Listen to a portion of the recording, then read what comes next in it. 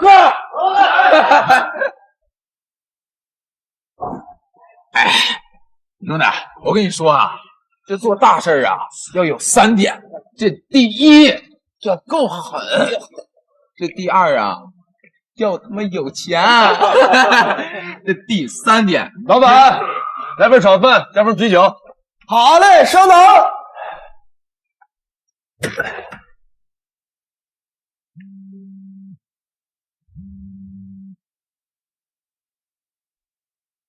感谢我，可以。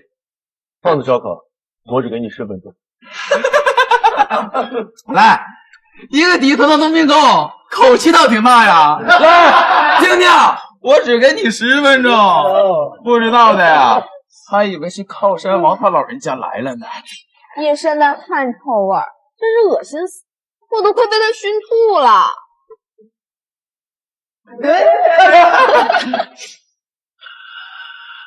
看什么看？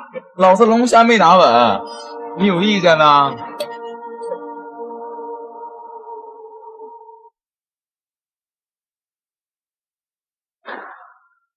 看你妈呢！啊！一个底层的农民工，再看老子他妈把你腿打折，让你跪着搬砖！自我登临绝顶之后，一直谨记前人教诲，树高莫幼，所以凡事先让人3分。从我来到这里啊，已经让过你们3次了。你说什么？你让我？你他妈吓死我了！我他妈用你让吗？你瞪我一下，你试试。最底层的农民工我倒是见过不少，一般都是唯唯诺诺的，像他这么装逼的还是头一回。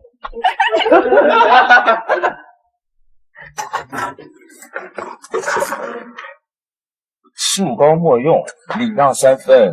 我这是第4次了，你还让吗？你在作死啊！你他妈说什么啊？就是啊，给我废了他，废了他！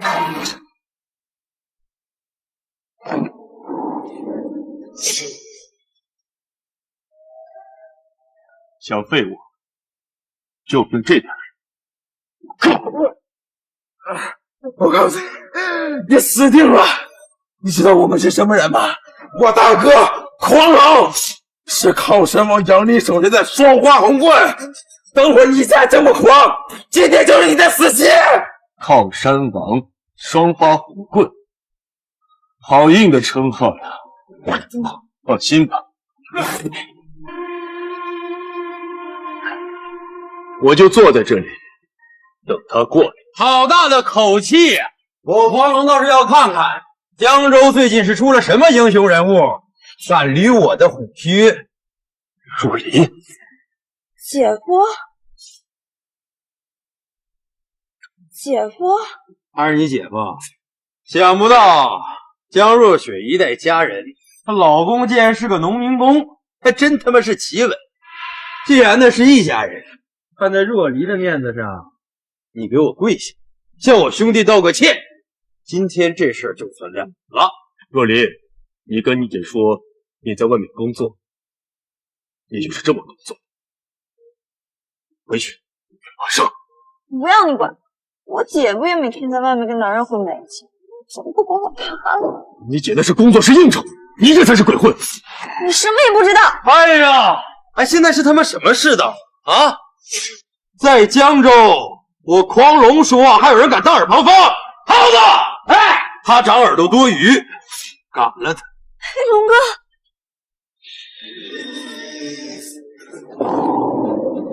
我操！练家子，我就说这些年杨林被困江州，毫无长进，原来坐下尽是这帮酒囊饭袋。你敢辱靠山王？姐夫，你疯了！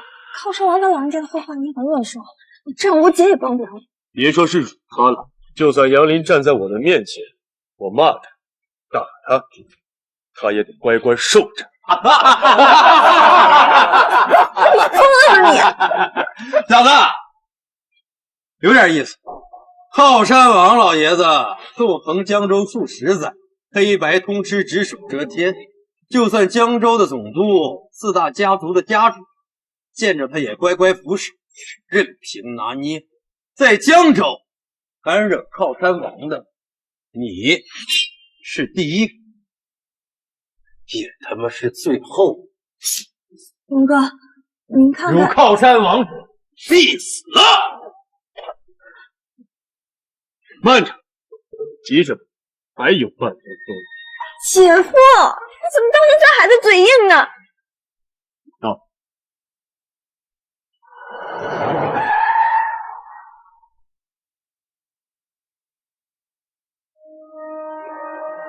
哎呦，爷，您怎么来了？这个农民工他辱骂你，您来的正好，属下刚好处置。完了，靠山王竟然来了，这下谁也救不了姐夫了。属下杨林拜见主上，拜见主上。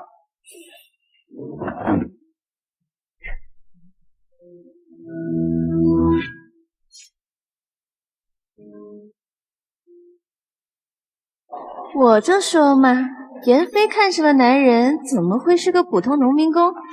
有意思。爷这是怎么回事？靠山王，好大的威风啊！黑白通吃，只手遮天，就连手下人的马仔都敢往我碗里扔垃圾，你可真是让我好生敬畏啊！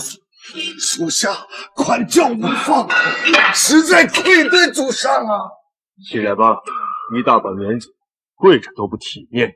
是主上。来人！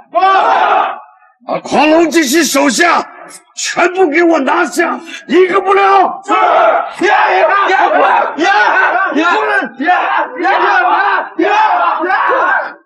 城南的房地产项目拿到手了吗？回主上，已经敲定了，不过经历了点波折，四大家族其中的王家，他们也正在抢夺这个项目，最终被我以500亿拿下。准备好项目的合同，为江若雪举办凤鸣宴，在宴会上，我要亲手将合同交给他，助他登顶江州，同时也要让江家成为与四大家族并列的顶级权贵。是，属下遵命。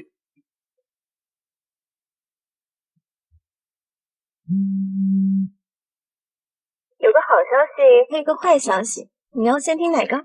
别卖关子了，直接说吧。好消息是你爷的眼光很不错，给你找的这个未婚夫果然非同一般。坏的消息是，他结婚了。我季妍飞看上的男人，只要没死，就是我的。李秘书，小姐，你马上给我准备9重聘礼，送到江州。我要让我未来的夫君光耀天下，贵不可言。姐夫，真没想到，你竟然藏得这么深，连靠山王这样的一代枭雄，竟然都奉你为主。说，到底什么身份？我是什么身份并不重要，重要的是你姐夫。我知道。哦，难怪自从你进入江家，江家的发展蒸蒸日上，连我姐姐的事业都节节高升。我还以为我姐突然开窍了呢。原来都是你在暗中帮忙。先不说了，你先回家吧，我要去工地。哎，等等，那个姐夫，你知道我姐现在跟谁在一起？什么意思？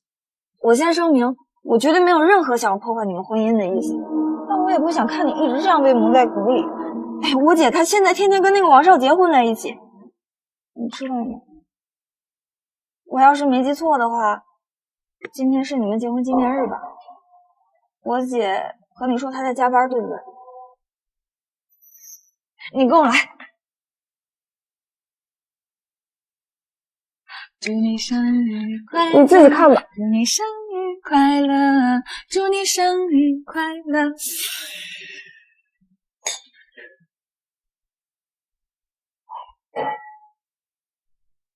结婚3年，他从来没有对我这么笑过。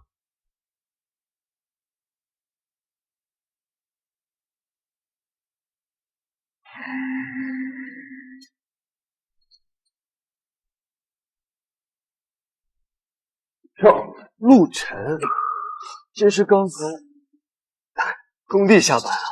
你们怎么来了？我不该来是吧？别阴阳怪气的，想说你就直说。姐，你怎么能这样呢？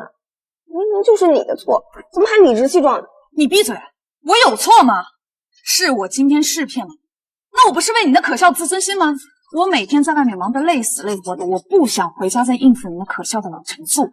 这么说是我的错了，江若雪，今天是我们俩的结婚纪念日，你骗我说你出来工作，结果你在跟另一个男人过生日啊！我错了，我错了吗？当然是你的错！要不是你没学历、没收入、没人脉，我一个女人怎么会在外面抛头露面？我靠不上你，我只能靠我自己。我江若雪呕心沥血，把江家从一个破落寒门经营到江州顶级权贵，这里面的辛酸，你又知道多少？可你知不知道，这么多年，你之所以有这么多的成就，就是来源于我。你的每一桩生意，都是我一手促成的。够了，陆晨，你一句话就想否定我5年的努力吗？我原本以为你除了一事无成之外，还算是一个老师，没想到这么无耻。姐，你真的小看姐夫了。连靠山王那样的大人物在姐夫面前都要俯首称臣，这可是我亲眼看见的。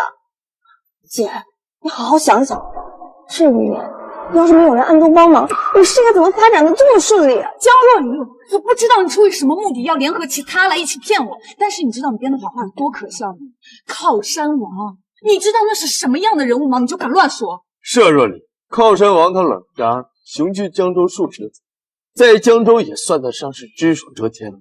如果他老人家听到你这番话，稍落不悦，恐怕是你们整个江家都吃罪不起吧。这是我亲眼看见的，姐夫还让靠山王去拿下南城的那个什么房地产项目，说要送给你，爱信不信，过几天你们就知道。我不知道你们是从哪里听说南城房地产这个项目，不过这是我王家向靠山王为若雪求的，跟你陆晨有什么关系？你求来的，不错啊！靠山王他老人家近几年来少有露面，除了我们江州4大家族，几乎所有人都没有人见过他的佛面。你一个农民工啊，你还要指使他做事，你连见他一面的机会都没有啊！是吧？那你信不信？我一个电话就能把江流叫过来？够了，陆晨！我真的是受够你！你要想死，不要拉着我们江家人当垫背。签字吧，咱们俩缘分尽了，从此以后，我还有我们江家，不想再跟你有任何关系。原来你早就准备好了呀！是，我确实很早以前就有过离婚的想法，我给过你机会，我也犹豫了，但是今天发生的一切都告诉我，你跟我终究不是一个阶层的人。燕雀永远无法理解凤凰的雄心壮志。我是燕雀，你是凤凰，你未免也太高看你自己了，你也太小看我陆晨了。别说是区区江州，就算是放眼整个大夏九州，无人敢位于我之上。谁跟你做什么？这里有1000万，就当做这5年你为我洗衣做工的报酬。洗个衣服做个饭，1年就要200万。若雪，你未免也太傻了。没什么，我只是不想让他觉得我亏欠。我再问你最后一遍，你真的想好了吗？放手吧，陆晨，缘分强求不得。我陆晨，我江若雪，愿与江若雪愿与陆晨结为夫妻，从此生死相依，不离不弃。山无棱，江水为界。冬雷阵阵，夏雨雪，天地合，乃敢与轩辕。从今天开始，我陆晨与你江若雪再无半点瓜葛。姐夫，江若雪，你在干什么呀？你一定会后悔的。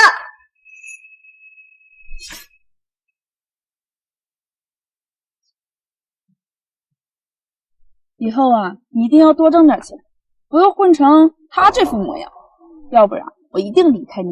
你放心，我就算再落魄，也不会像他那样。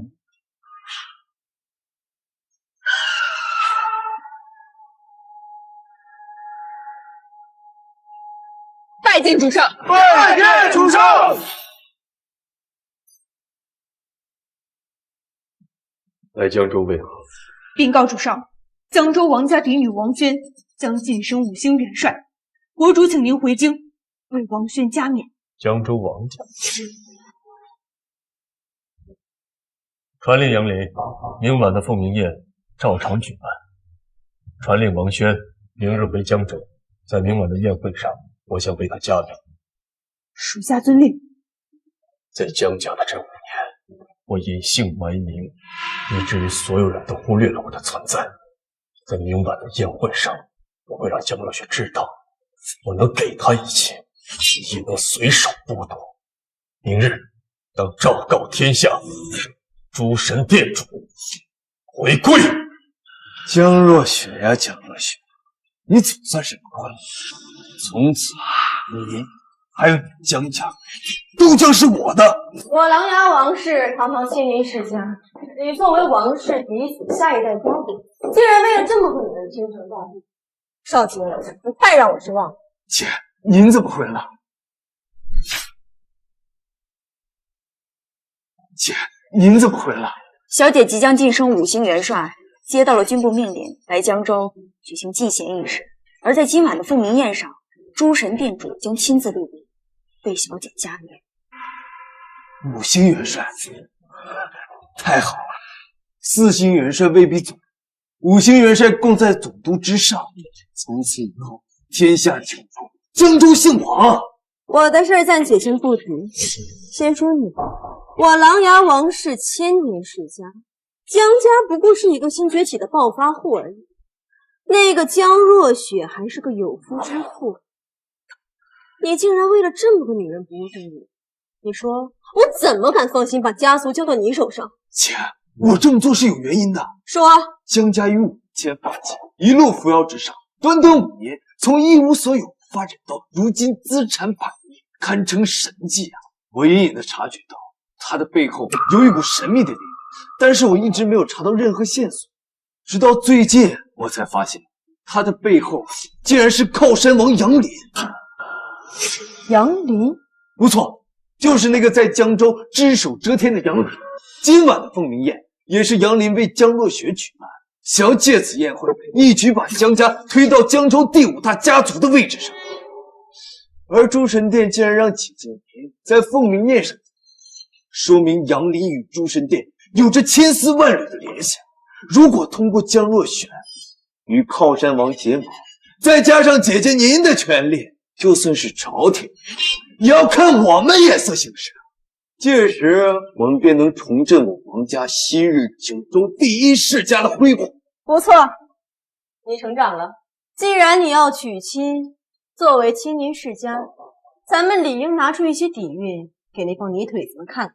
姐，我已经准备好3重聘礼，今晚的凤鸣宴上，我会亲手交给江若雪。3重聘礼，我琅琊王氏作为九州自古至今第1世家，聘礼也应该登峰造极，9重聘礼才能配得上王氏少主的身份和地位。一切但凭大贤分明。你去准备吧，今晚凤鸣宴上我会派人送去9重聘礼，王氏自今夜起不再提了。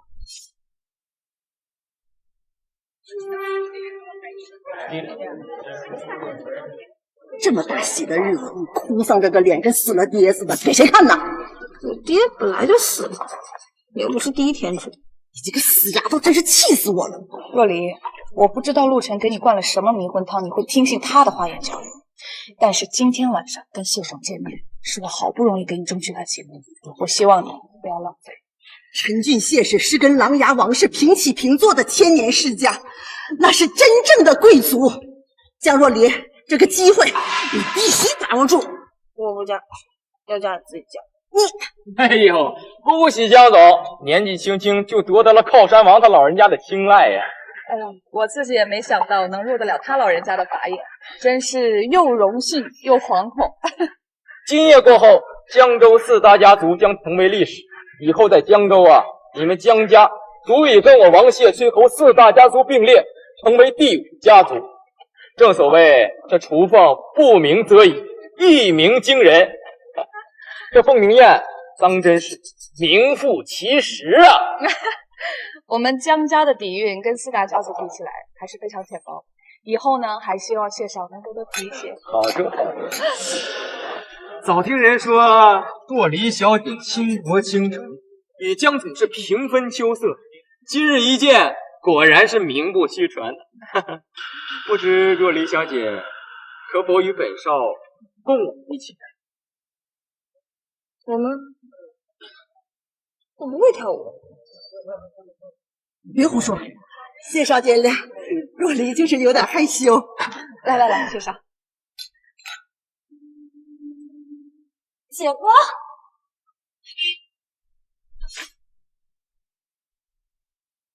姐夫，你怎么来了？我来办点事，以后别叫我姐夫了。我和江若雪已经离婚了，以后不想跟她有任何瓜葛。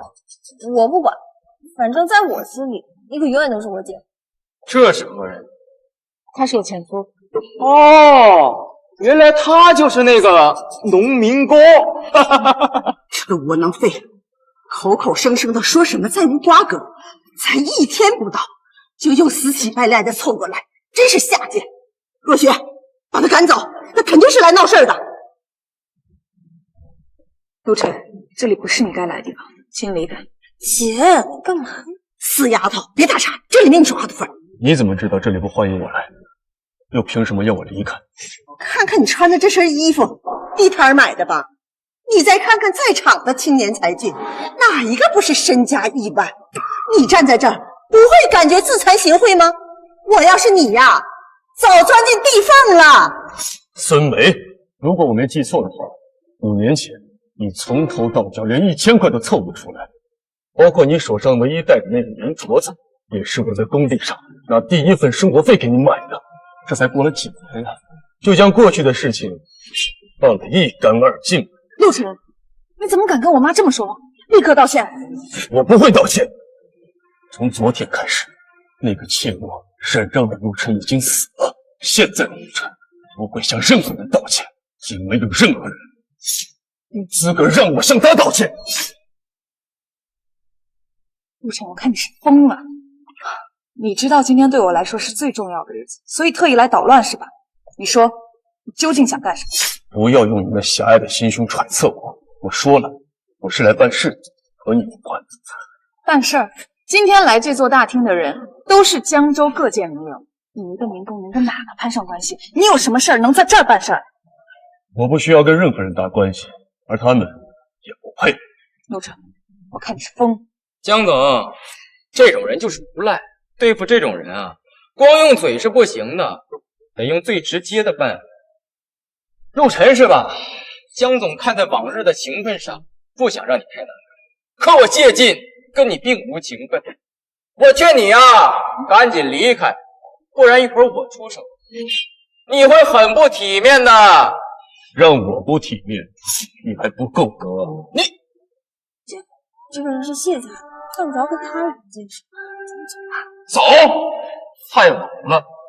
江州既然有人敢说我谢晋不够资格，你成功激起了我的怒火。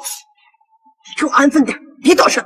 我陈俊谢氏发迹于2000年前大汉王朝，千年百代，在1000年前大汉王朝登峰造极，位极人臣。自此之后虽有退步，却还是位居世家之列，是九州凤毛麟角的千年世家。你什么资格对一个千年世家的少主口出狂言？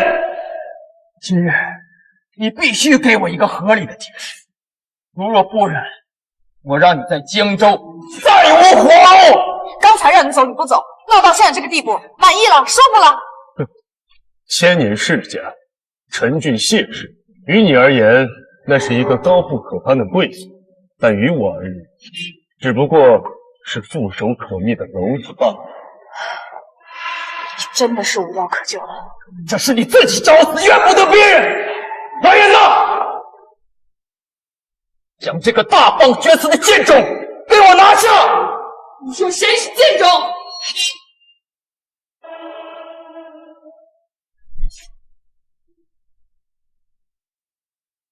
你说谁是贱种？不想死的都给我滚！这位姐姐，你是什么人？你居然敢打我！什么陈俊谢氏，什么千年世家，在我眼里，反手可杀。这位小姐，刚才说的话未免也太狂傲些了。陈俊谢氏虽不负昔日权倾天下之辉煌，但也不是什么人都能上来打脸。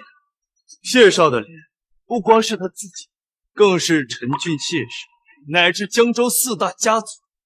今天如果不给出合理的解释，恐怕很难走出这个大厅。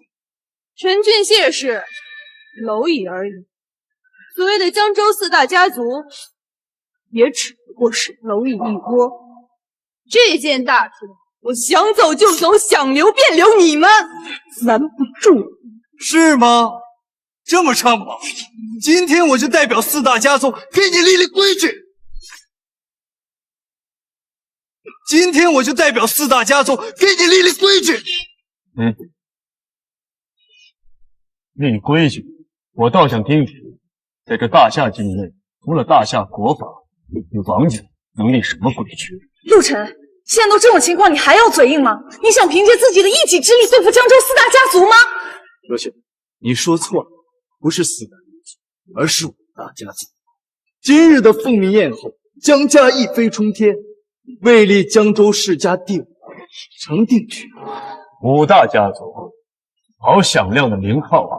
江若雪，你抛弃你的糟糠之夫，就是为了这今日所谓风光吗？陆晨，你现在从这座大厅离开还来得及，我可以看在往日情面上求王少和谢少放你一条生路。如果你再嘴硬，神仙来都救不了你。别给我提保着情分，我嫌恶心。我今天就站在这里，看看你们到底给我怎么立规矩，又怎么绝我生路。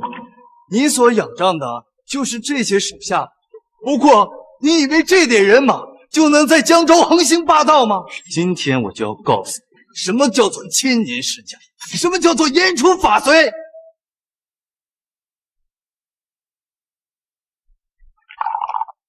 恭喜恭喜，王元帅，不到而立之年就晋升5星元帅，放眼望去，整个大夏历史上也算凤毛麟角的存在了。日后的成就恐怕不可限量。今后我会常驻江州，还望副总督多多关照。王元帅，请放心，本官一定通力配合。在江州，你我2人联手，无人能敌。违律者，恐怕只有1人。靠山王杨林，没错，正是他。说，而且有人带了几10号人来这凤鸣宴上捣乱，还扬言说要灭了我们江州5大家族。小弟无用，还需姐姐来支援。区区几10个人也敢在凤鸣宴上闹，你等着，我马上给你调运营人马过去。哎，一些不法分子闹事而已，何必动用军队？让少杰稍等，我安排巡城司人过去看看，如有不法，立即归案。既如此，那就多谢副总督。对，副总督已向我姐许诺，巡城司马上就到，缉拿闹事者。皇上，听您的意思，令姐回江州了。不错，我姐一直不让我升职，可是大家都已经知道了，我也就不必。我姐已经晋升为5星元帅。今日的凤鸣宴，一是为江若雪举办，庆祝她拿下500亿订单；二是为我举加冕5星元帅。稍后，诸神殿那个至高存在也会亲临为我姐加冕。恭喜王上，元帅加冕5星，即便是副总督在他面前也是稍逊一筹。王家即将一飞冲天了。诸神殿的那位，如今是跟国主一样的至高无上的存在，如今更是亲临此处为元帅加冕，想必也是非常看重元帅，能得到那位大人的青睐，王家足以跳脱出江州，跟京城4大豪门争雄啊！皇上，到时候可不要忘了我们这几个老朋友。好说好说。若雪，这个机会你一定要抓住了，尽早跟王少定下来，免得夜长梦多。姐夫，王家权势熏天，要不无妨。现在我还看你敢不敢像之前那么嚣张？嚣张？你所依仗的，你所害怕的，在我眼中分文无值。命传令罗轩，让他半小时之内赶到这里。如果见不到人，取消加冕仪式，革除一切职务，贬为庶民。属下遵令。让我姐半小时过来，取消加冕仪式，革除一切职务。姓陆，你以为你是谁啊？你知道你在说什么吗？陆晨，你对我们大放厥词，我们不会和你计较。但是元帅是什么样的身份，也是你能出口侮辱的。你真的要把事情闹到不可收拾的地步吗？不可收拾？或许这个王轩在你们眼中是个大人，只能养放，但在我眼中，他只是一介普通的下属。我要他生，他便生；要他死，他只能死。你简直是无可救药！罗雪，你不必劝他，他一心想死，谁也救不了。一会儿巡城司的人过来，自会清理这只苍蝇。我们继续我们的仪式。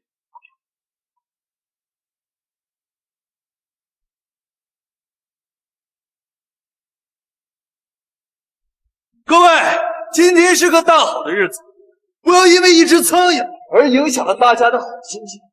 首先，恭喜若雪获得靠山王的青睐，拿下500亿订单。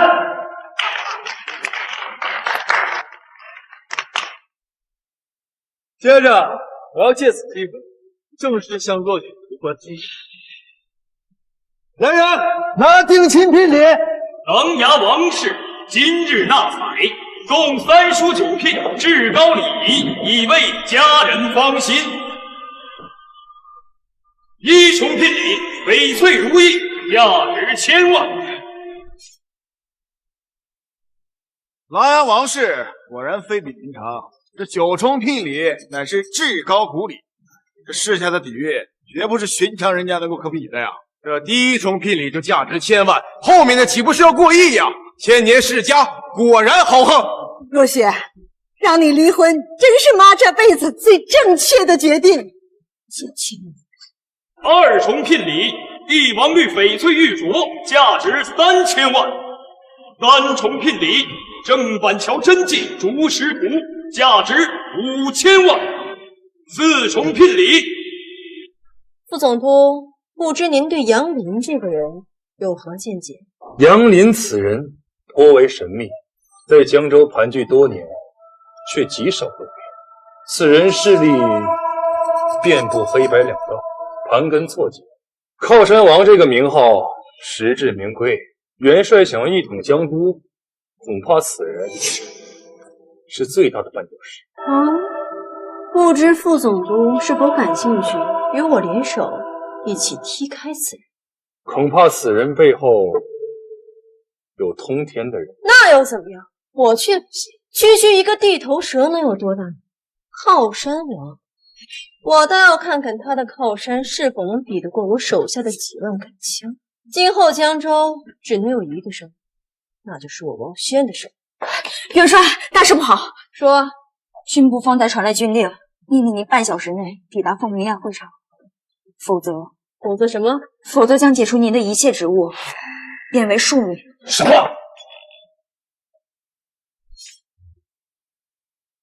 ？8重聘礼，九转乾坤鼎，价值9000万。9重聘礼，山水庄园1号别墅，价值1亿。礼毕。9重聘礼，遵循古礼。少杰对江总真可是良苦用心呐，郎才女貌，天生一对，本就应当如此啊。若雪，我做的这些你还满意？王少，我搞这个9重聘礼的噱头，其实也总共不过3、4个亿的价值罢了。还说自己是千年世家，也就这点积淀，真是可惜。不过3、4个亿而已，以你每个月3、4千的工资，就算你搬1万年砖，也拿不到这些聘礼吧？真是不知道你毫无底气的自信是从哪儿来的。就是，某些人吃骨头葡萄说葡萄酸，自己兜里没2个钢镚，竟然瞧不起3、4亿彩礼，真是让人笑掉大牙。有本事你倒是拿4亿彩礼出来！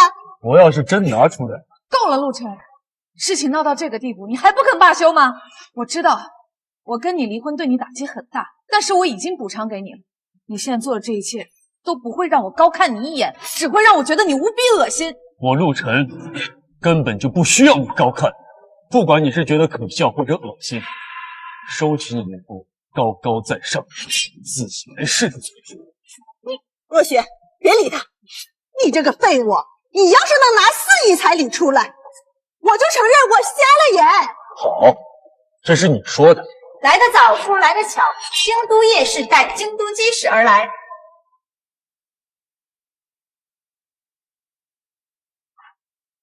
赠陆晨公子9重聘礼，聊表寸心。1重聘礼，郑板桥青光流照图真迹，价值1亿。青光流照图，若是真迹，在拍卖会岂止1个亿？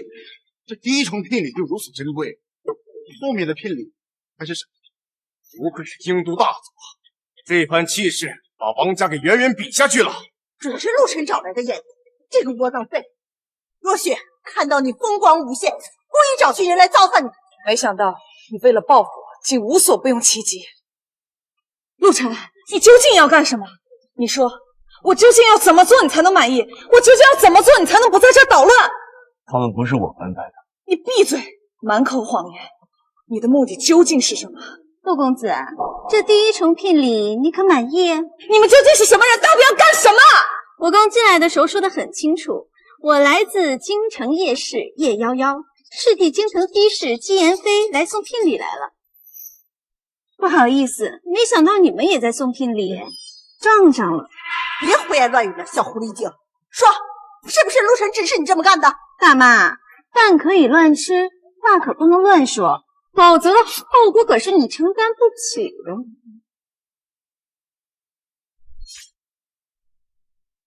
这位姑娘，看你这容貌气质，也不同于常人，何必跟着陆晨纵上歧路？陆晨已自绝于江州各大世家，跟着他只有死路一条。是吗？我好害怕呢。不过受人之托，忠人之事，一切还是等我把这9重聘礼送完了再说吧。2重聘礼，官窑青花文龙冠，价值3亿。这不是在佳士得拍卖会上那个罐子吗？传说拍了5个亿，听说是被个神秘买家给买走了，没想到会出现在这儿啊！假的，都是假的。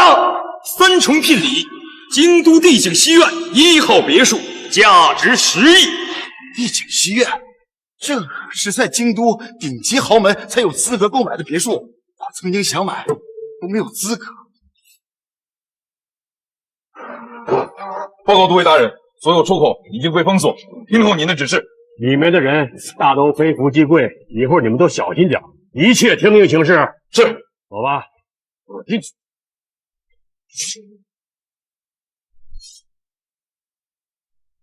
第8重聘礼，深海蓝魔号游艇，价值100亿。第9重聘礼，受命于天，既寿永昌，传国玉玺，价值200亿。礼毕。深海蓝魔游艇，号称大夏最豪华的游艇，原本在季家家主手上，竟然会出现在这儿。这传国玉玺不是说流落在历史的长河中，若是真的，那岂止200亿，就是1000亿，难以估量它的价值啊！我说这9重聘礼价值过1000亿不为过吧？不知琅琊王氏这9重聘礼如何？这姑娘，你是一心要与我琅琊王氏与江州各大家族为敌是吗？好大一口黑锅，小女子我可真是承担不起呢。小狐狸精，别以为拿些假东西虚张声势就能吓住我们，当我们是傻子吗？就陆晨这个窝囊废，免费送给别人都没人要，这1000亿聘礼我背！长嘴！我不管你们是什么人，只要你们敢对我妈动手，我一定不会让你们好过。陆晨，这就是你的目的，叫一帮乱七八糟的人来破坏我的宴会，让我难堪。你的目的达到了，你满意了，高兴了。我说过，这些人和我无关。若雪，不必跟他们多费口舌，巡城司已经到时全都给他们清理出去。何人敢在凤鸣宴上闹事？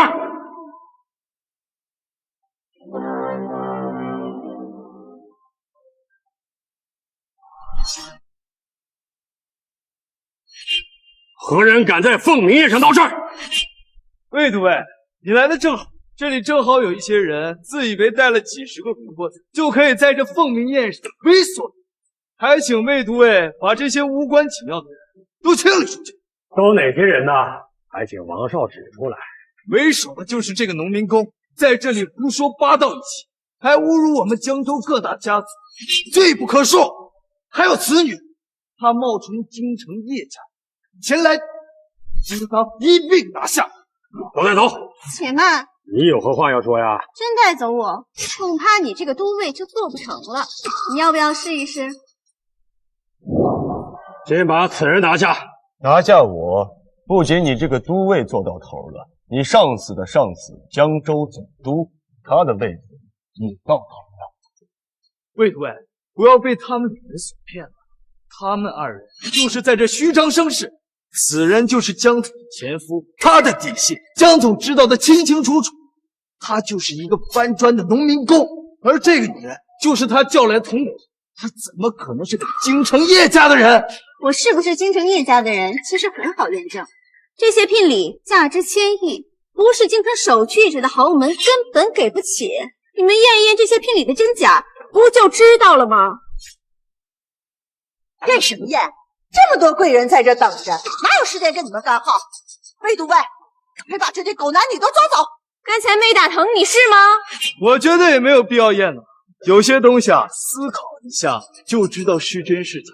如果真去验证了，那不就是在嘲笑我们这些人的智商了吗？京城季家、叶家是何等豪门，是这种农民工能够高攀得起吗？真是滑天下之大稽。此女气质卓然高贵，出身绝不简单，不能冒险。倒是这个男的，既然是江若雪前夫，毕竟是农民工无疑，不如先带走他，给王少杰一个交代，把此人带回巡城司衙门，听候发落。什么？敢阻挡巡城司办事，想造反不成？造不造反，不是你巡城司说了算。魏都尉，你看到了吗？这伙人桀骜不驯，不把江州权贵放，不把朝廷放在眼里。再过一刻钟，我姐的加冕仪式就要开始。如果耽误了我姐的加冕仪式，恐怕我姐还有诸神殿那位至高存在都会不高兴了。给我动手！慢！陆晨，你不要再胡搅蛮缠了。你现在束手就擒，就能保住你一条命。你如果再胡闹下去，得罪了元帅和那位至高的存在，你的命就保不住了。杨林，我在凤鸣宴的现场，给你5分钟的时间，马上过来。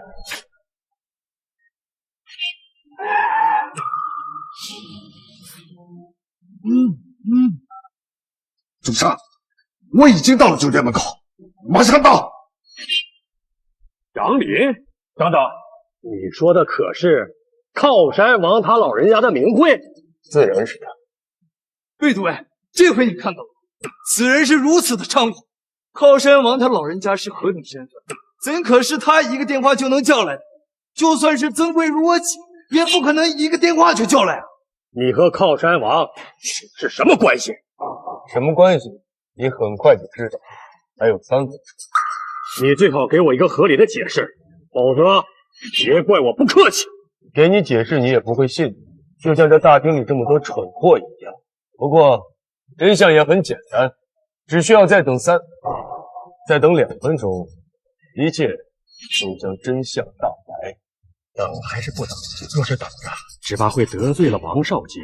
可是不等，万一这陆晨真是比靠山王还尊贵的大人物，岂不是一切休矣？魏都尉，你不会是因为他一句话就要得罪我们江州所有世家吧？动手！缉拿此人，若有反抗，即刻格杀！我看谁敢！卫青，一个堂堂的朝廷命官，竟然被世家大族所威胁。如此看来，这些所谓的世家，必须得好好清理了。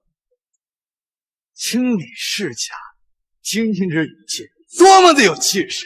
哎，星露露，我开始佩服，明明一无所有，却还装得胸有成竹。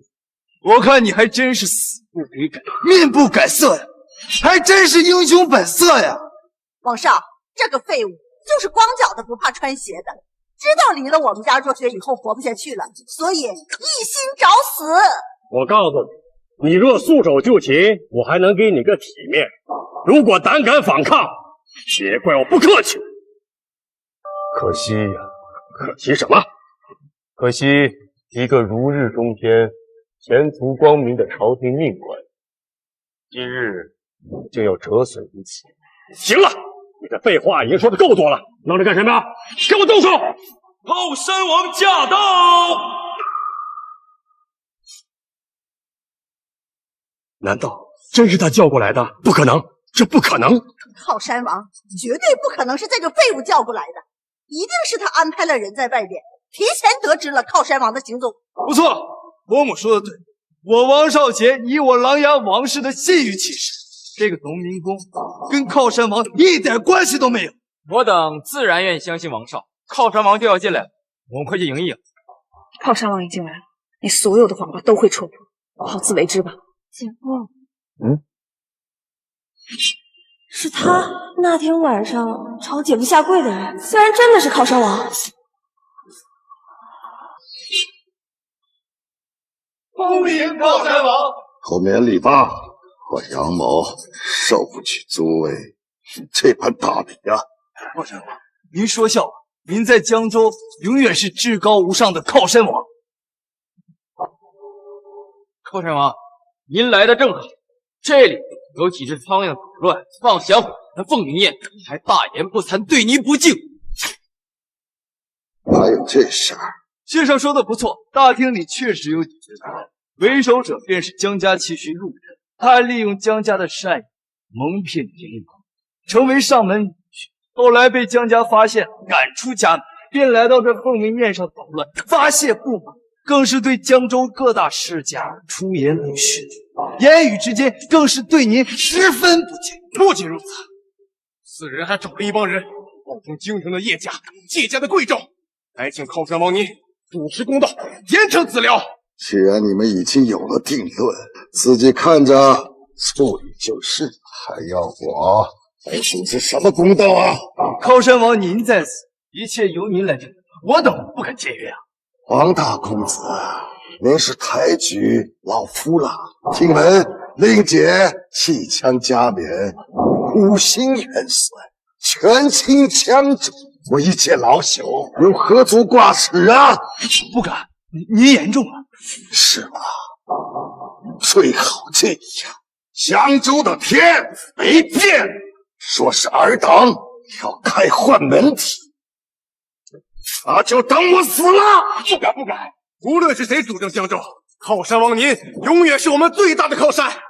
不错，有靠山王在江州一日，江州之主就一日不会变。行了，杨林，威风也少斗，过来。靠山王，您看到了吗？这个人是何等的狂妄！此人对我们无礼，我们可以饶了他。但是他对您靠山王无礼，只有死路一条啊！若雪，这个废物死定了！今天就算是天王老子来也救不了他了。喂，诸位，还不赶紧动手！动手！你想让卫青怎么动手啊？回靠山王，此人嚣张跋扈至极，不杀不足以平江州世家之愤慨，不杀不足以彰显您靠山王的威严。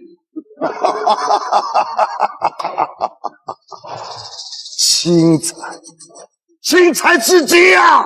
我若是被存时赶到，岂不是见识不到如此精彩的一幕？动手！谁敢？靠山王，你什么意思？属下杨林拜见主上！拜见主上！这是怎么回事啊？不可能，这不可能！起来吧，上次已经说过你，一把老骨头，不要动不动。谢主上，属下来迟了。尹主上在此受这一众小人的折辱，实在罪该万死，请主上责罚。无妨，他们这些污言秽语，在我耳中不过就是风犬狂吠罢了。况且你要是来得早了，就岂能看到这一场精彩的演出呀？琅琊王氏、陈俊谢氏、清河崔氏、赵俊侯氏，个个都是千年世家，威风凛凛。可殊不知，你们这些世家之所以能够传承千载，无一不是因为当年做了墙头草或者殊途乌龟呀。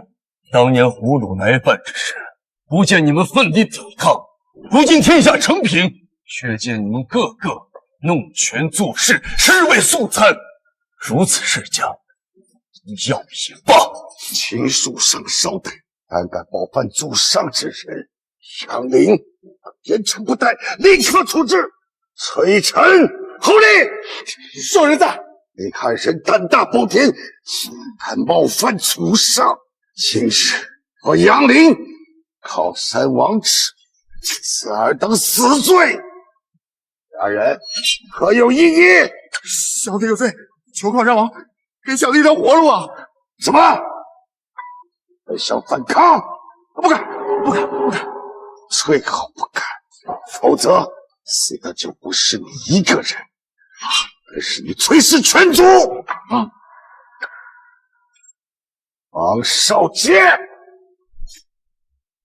今日大厅之中，对主上最为不敬者就是你。今日我以靠山王之名赐你死罪，可有话说？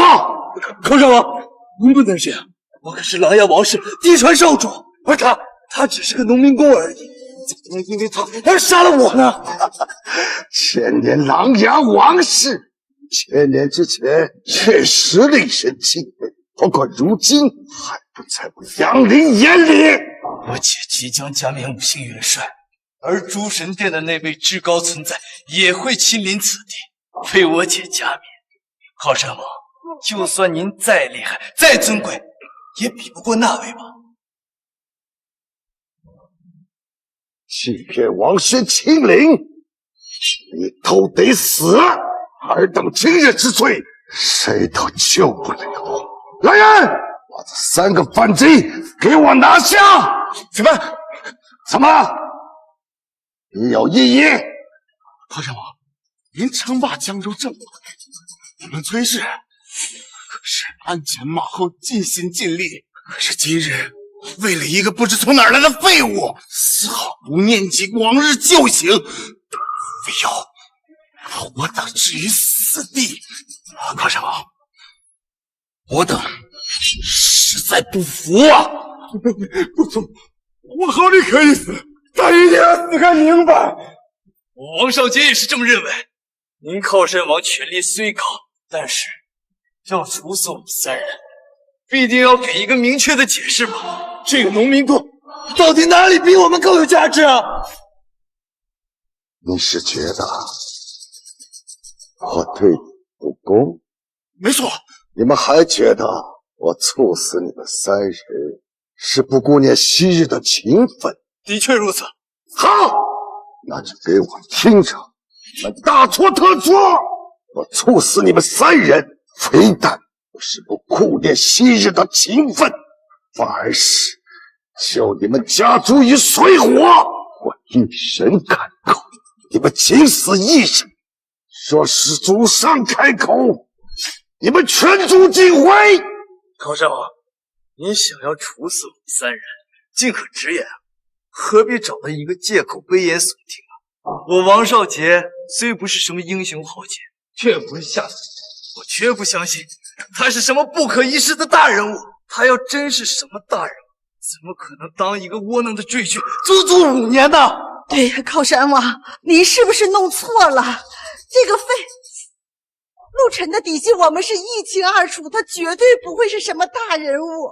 不错，靠山王，还请您调查清楚，千万不要被小人蒙蔽。小人？江若雪，原来即便到现在，你还有你们江家依然是这么下岗的。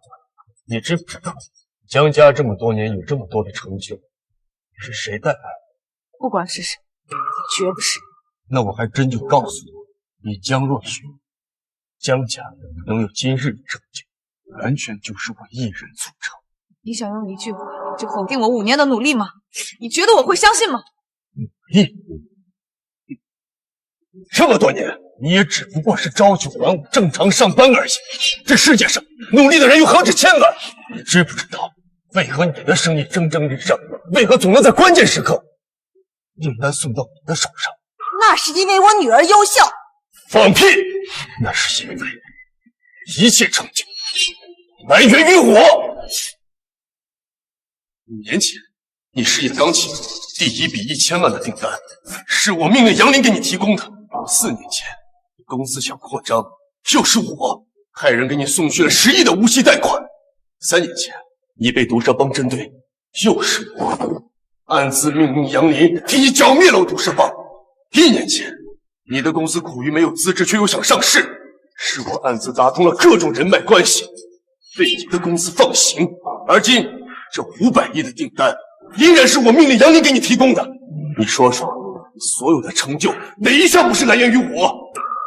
靠山王，他说的是不是真的？祖上从无虚言，更无需向你撒谎。不，这不可能！一定是你们联合起来要骗我。陆晨，休想用一句话就否定掉我5年的努力！我不相信。江若雪，你永远这么自负。不过我今天来到这里，就是为了让你认清现实的。杨林，是，宣布吧。今日封明宴，原为祖上亲事，为庆贺江家得到500亿订单，并晋升江州第5大家族而生。事到如今，祖上已决议收回这500亿订单，今日封明宴取消。你不可以这样！我曾给过你机会，也曾祈求过你回心转意，可惜你被金钱、被权势所迷惑。今日之果，皆是你咎由自取。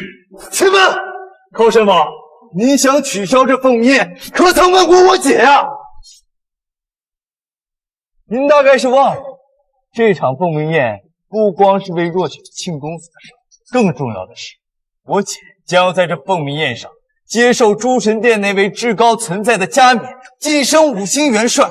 你想取消这封明宴，到时我姐和那位至高存在降临的话，你应该做如何反应啊？我也很好奇，他们会作何反应？你只不过是靠山王推出来的傀儡罢了。你真把自己当成什么大人？我告诉你，这里边的水很深，你一个不注意，全族人都会被牵连。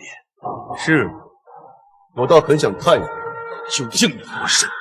你找死！够了，王少杰！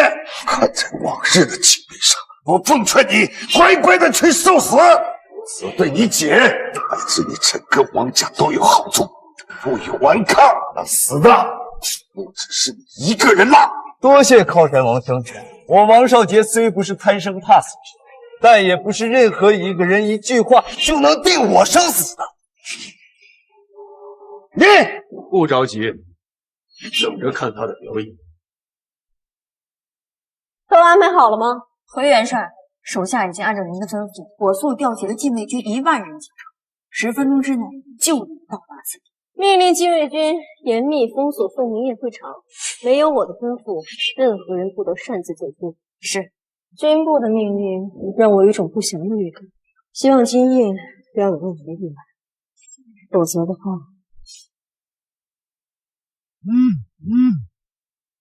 说，威胁要杀我狼牙王氏全族，哼！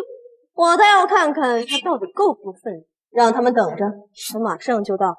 元帅，那靠山王杨宁盘踞了江州数10年而不倒，恐怕没有表面上那么简单。我们须得小心行事。他当然不简单，不过父雄已经答应我，与我一起联手铲除此人。只要拔掉这颗钉子，整个江州再无一人敢质疑我。届时，即便朝廷想对江州施政，也必须得到我的准许。诸位稍等，我姐已经到门口，到时大家有什么诉求，随时对我姐说。都是江州世家，我姐一定会为大家主持公道的。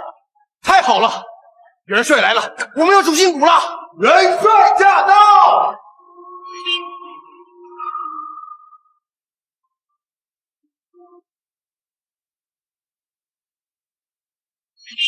参见元帅。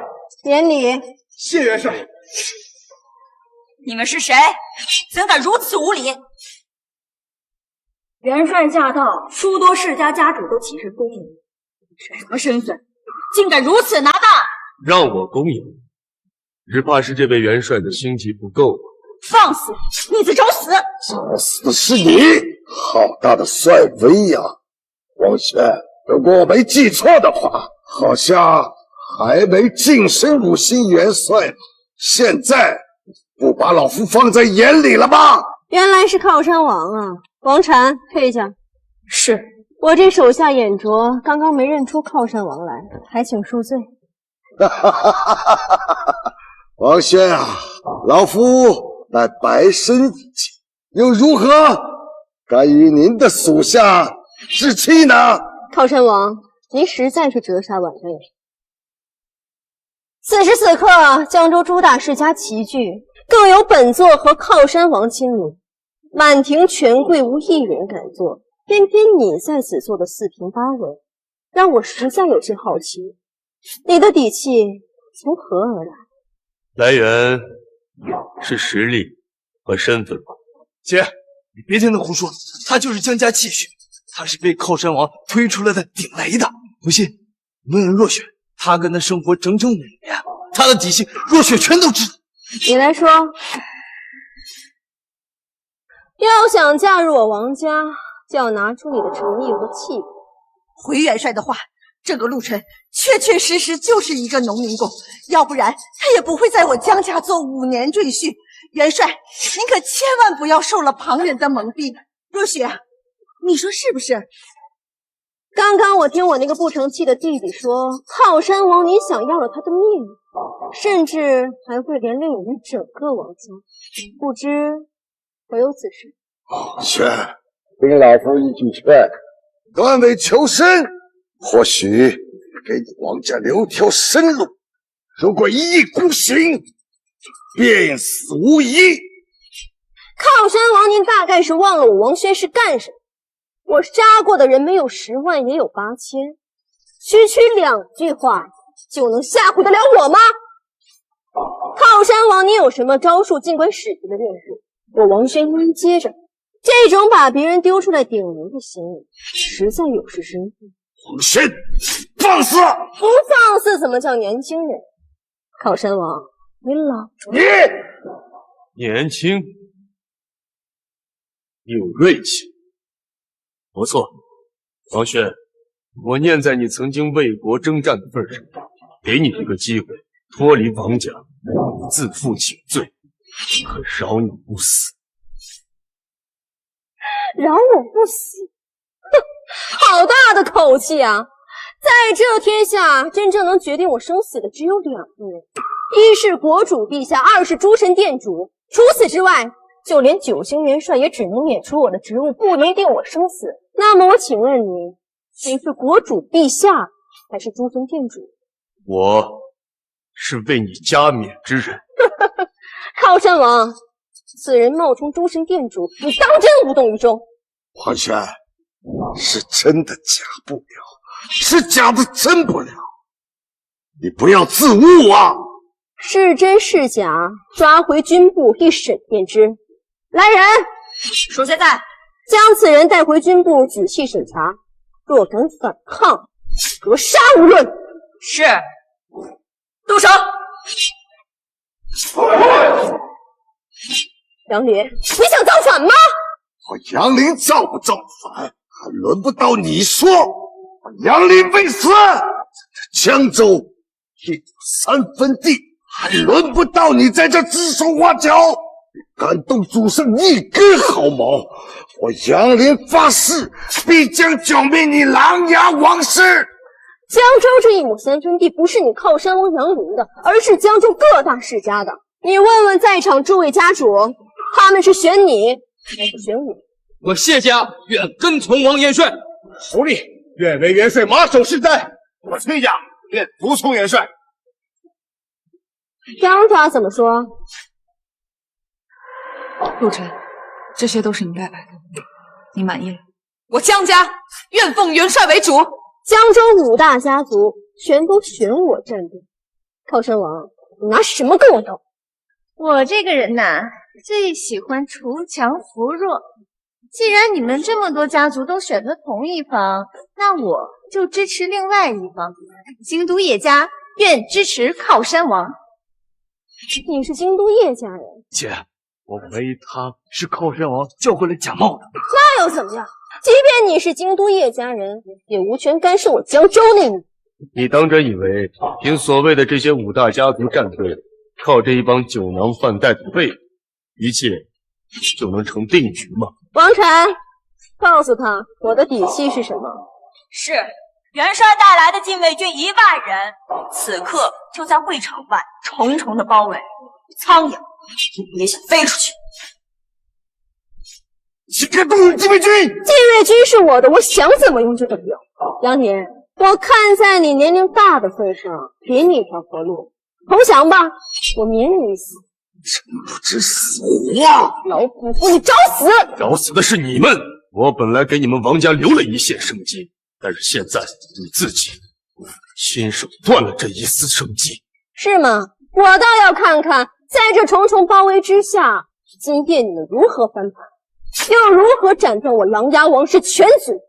除靠山王一干人等，其余人清场。是，不关人等立刻退场，否则若有误伤，概不负责。好，走。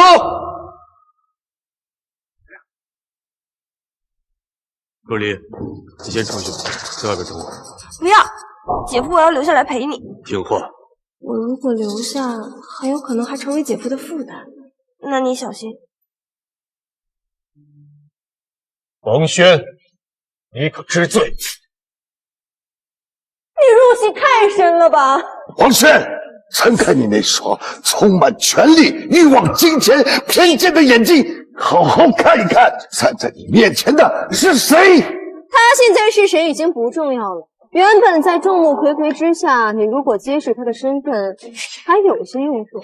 但是现在这大厅里里外外都是我王轩的人，不管他是谁，今夜我难逃一死。动我主圣者，全家覆灭！得了吧，杨宁，别做戏了，说吧，他的真实身份是什么？我早已告诉过你，我是今夜为你加冕之人。证据呢？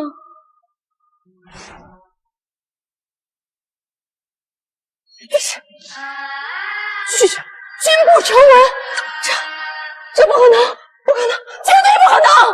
这是军部签发的，请我为你加冕的呈文，上面有军部的印章，你可是5星元帅，不会不认识吧？不可能，绝对不可能！怎么会这样？怎么会这样？王轩，既见不做，还敢不拜？跪下！罪人王轩，跪见诸神殿主。拜见诸神殿主。你得罪于我，本可不死，但你千不该万不该，不该有背离朝廷、造反自立的心思。今日本座赐你死罪，你有何话要说？王轩罪有应得，不该祈求生路。还请殿主看在王轩昔日有微薄功劳的份上，饶了我琅琊王氏全族。你必死，王少杰必死。至于王氏其余族人，查抄家产，流放北荒，永世不得再回江州。罪人王轩，跪谢殿主恩惠。杨林在，禁卫军暂时由你接府，同时命所有人退出城外，无令不得回城。是。看什么看？我告诉你，赶紧跟那个窝囊废划清界限！不要连累了我们！不要你管，死丫头！谁是王少杰？谁是王少杰？哎，我是。两位姑爷，是我姐叫我进去吗？找废话，跟我进去！你们干什么？你给我放开！哎，这是怎么回事啊？会不会……妈，不用下菜，等一会儿自然一切都会变干什么？你们给我放开！我告诉你，让我姐知道了，我会放过你们的！给我闭嘴！姐，你怎么跪下了？跪下！我凭什么给他跪下？跪下！你要是还想给我们琅琊王氏族人留条活路，就把嘴闭上！你究竟是谁？你所跪之人，便是当时最为尊贵的诸神殿主。诸神殿主？不可能，绝不可能！姐，你告诉我，这都是假的。少杰，你得罪了不该得罪的人，这就是咱们姐弟俩的宿命。我不信，不可能，这他妈是假的！你跟他们喝酒了没有？对不对？我知道，这不是我姐。少杰，你是他们雇来的演员，对不对？待下去。你们都他妈是骗子，都是骗子，都是骗子！说吧，背后的主使人是谁？主使人，店主，我听不懂你在说什么。听不懂？你不过就是区区一个5星元帅而已。放眼大夏军政两界，位在你之上者不下100人，凭你也想占据江州，简直是痴心妄想。你的背后必有黑手，说出这个人。店主，一切都是王轩野心作祟，并无他人之事。希望王轩一死，能了结此事。不是，多谢店主饶了我琅琊王没有来世。我是愿意为你鞍前马后，你务必当心。主元帅，主上，我们不必了。三尸闹神丹，无药可救。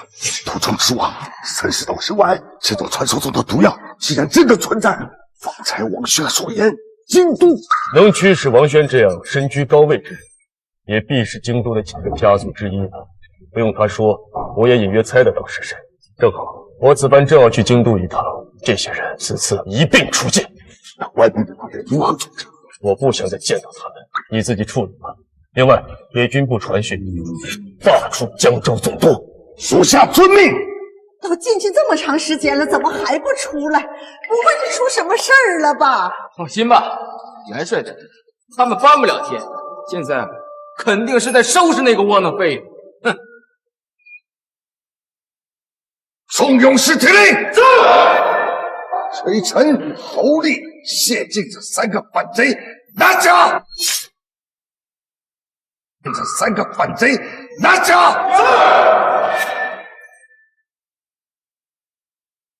大人王，这怎么回事啊？3人勾结王轩，蓄意谋反，10恶不赦。勾结元帅，元帅在哪儿呢？我们要见他。你很快就会见到他的。单上，我们要元帅，我们要见元帅。大人王，回去告诉父兄，早点摘掉总督的帽子，不然等军部的剑令到了，就难堪了。是。这到底是怎么回事啊？好好的一个凤鸣宴，怎么就这么毁了？若雪，你说那个我呢？陆晨究竟是不是大人物？早就和你们说过，姐不是一般人，你们还不信？现在信了吧？信什么信？我孙梅的眼这辈子就没看错人。陆晨那个窝囊废，他绝对不可能是什么大富大贵之人，这里面绝对有猫腻。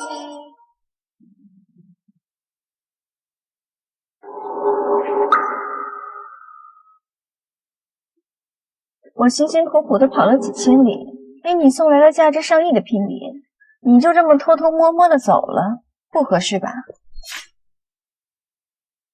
我和叶家没有什么关系，也不想跟素未谋面的人结婚，所以你这彩礼我不能收。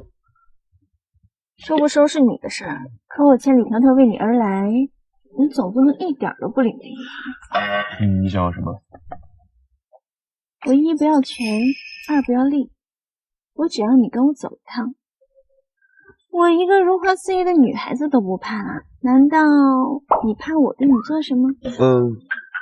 有道理，带路吧。看到这个饭店没？这个饭店的8号桌有个美女在等你，你今天的任务就是跟她相亲。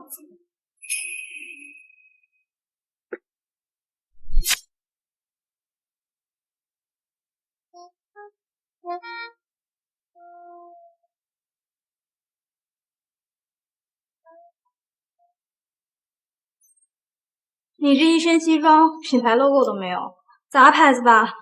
有没有1000块啊？我这个呀，私人定制，上等的编裁师制作的，1个亿吧。现在这些普信男这么有意思吗？动辄就说自己上亿，兜里没2个干泵吧？这些皮还挺贵的。本小姐不跟你计较，说说吧。既然你说你身价上亿，做什么工作的？盐酸碱高温固体材料运输师。什么？搬砖。太过分了吧！你一个臭工地搬砖的，你敢过来跟我相亲？那怎么办啦？我本来也不想过的，那你先说说吧，你现在是什么条件？本小姐高中毕业，每个月收入过万，貌美身材佳，可不是什么阿猫阿狗都能配得上的。我未婚夫年轻有为，身家巨亿，更不是随便什么阿猫阿狗都能踩上一脚。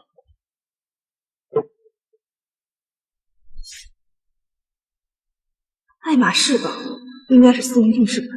百达翡丽星空女表，价值1000万以上。帝王绿翡翠玉镯，价格恐怕要上亿吧。这个女人一身首饰至少价值几个亿，她的身家该有多少？这位小姐，你走吧，这个位置不是你能坐的。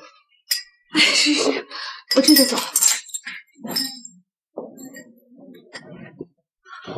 你先出去吧，我还有事情要跟陆先生谈。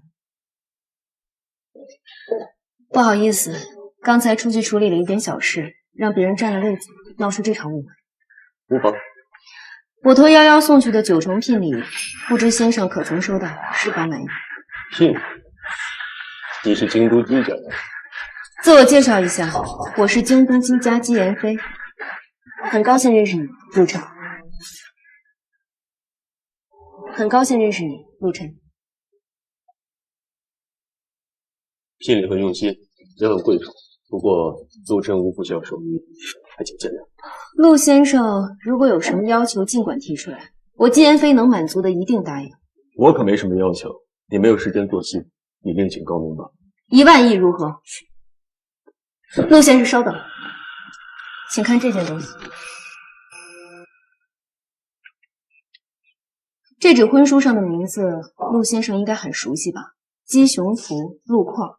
姬雄图是我的爷爷，而陆旷应该是陆先生的爷爷吧？你怎么知道我是京都陆家人？在我很小的时候，我的爷爷就把我许配给了你，所以我一直在打听你的消息，直到后来陆家被一夜灭了门，你也消失得无影无踪。人们都说你死在了那个混乱的夜晚，但我相信你没死，所以我一直动用全部力量调查你的行踪，直到前不久才找到了你。婚姻大事，父母之命，媒妁之言，父母都已过世，一张婚书又能代表什么？姬小姐，这纸婚书你就把它当成废纸了。不行，这门婚事你不认我认。陆晨，你必须娶我。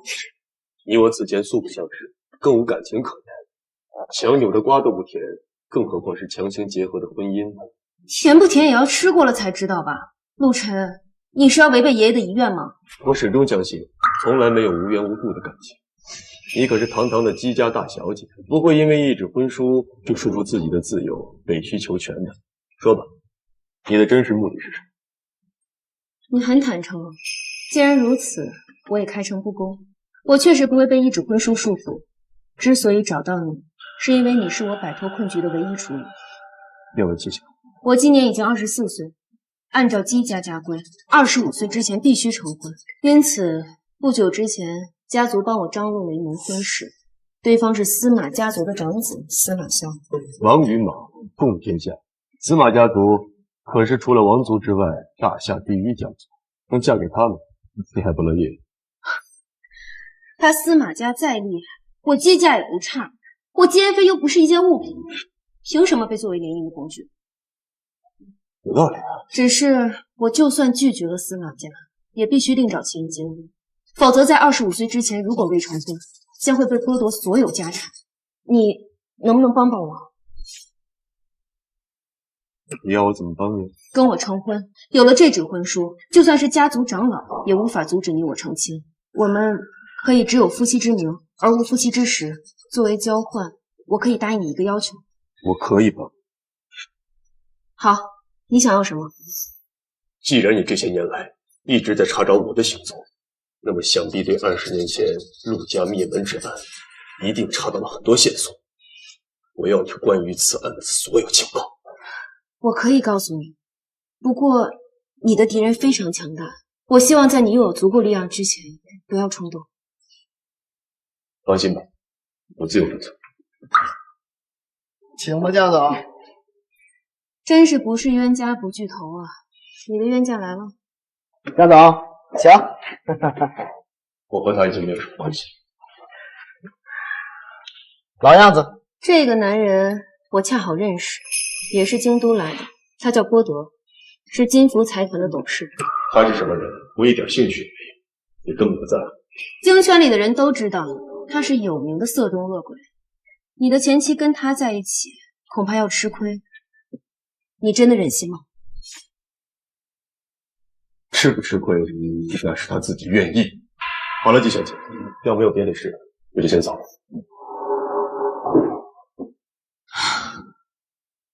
这么多年来，我一直在派人调查你的行踪，总有一股强大的力量阻止。你究竟什么身份？郭总客气啊。张总，我们喝一杯。来。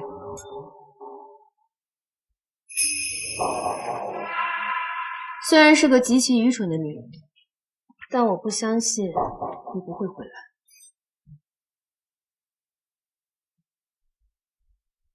我陆晨，我江若雪，愿与江若雪，愿与陆晨结为夫妻，从此生死相依，不离不弃。山无棱，江水为界。冬雷阵阵，夏雨雪，天地合，乃敢与轩辕。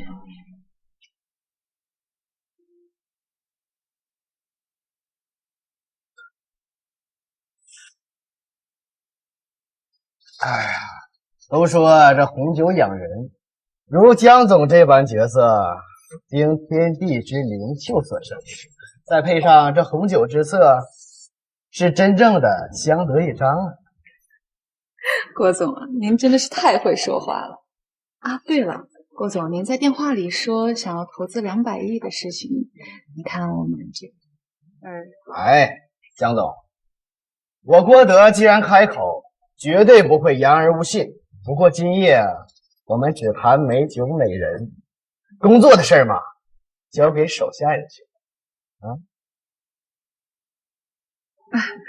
郭总，我敬你。好。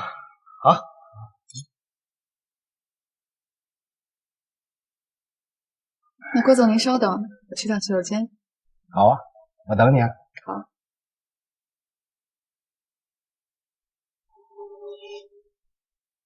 如此角色，即便在京都也十分罕见。小美人，任凭你今夜再警惕，也休想逃出我的手掌心。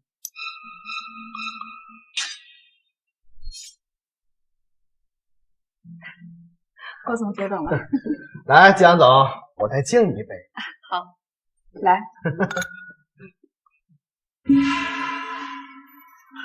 这杯酒你不能喝，还给我！我的事情不用你管。我才懒得管你，我只是不想眼睁睁的看着一个蠢货被人下药而不自知。年轻人，说话可要负责任。你可能不知道我是谁，不妨告诉你，我是金府财团的董事长郭德。你随意败坏我的名声，是要负法律责任的。不想死就闭嘴！陆晨，你究竟想要干什么？你是不是上天派来特意惩罚我的？我的凤鸣宴被你跟杨林搞破坏，500亿订单被取消。现在我好不容易请来郭总来投资我，你又来搞破坏，你是不是非要把我逼死才满意啊？江若雪啊，江若雪，你可真是我见过最愚蠢的女人了。行了，该提醒的我都提醒了，以后怎么办随你，哪怕你被人下药迷奸，也是你活该。站住！你教导他是严防。你多番出言侮辱我和江总，就这么走了，只怕不太合适吧？好，那我就坐在这里，听你说说什么才算合适。你马上给我和江总道歉，并且保证以后再也不骚扰江总。我可以放你一马，否则什么？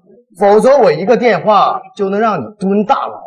不瞒你说啊，我在巡城司有熟人，只让我打个招呼，就能让你一辈子出不来。是吗？我怎么有点不信？你打电话吧。你别不识好歹，立刻打！陆晨，你究竟想要干什么？你打还是不打？好，你等着。喂，江副督委，我是郭德，我在餐厅遇到了一点小麻烦，有人闹事儿。对，好，我等你。小子，有种啊，你就坐在这里，可别跑。放心吧，在你的救兵来之前，我是不会走的。我倒要看看你能叫来几路神仙。好，走着瞧。哎呦，江副督委，真是不好意思，这么晚打扰你。郭总客气了。刚刚郭总说有人在省闹事儿，不知道那个不长眼的小毛贼在哪儿啊？就是这个小子，多番出言侮辱我和江总，还不把巡城司放在眼里，实在是欠管教。哎呀，真是不知道天高地厚啊！来人，带走。是。魏青怎么没过来？就来了你一个小杂毛啊！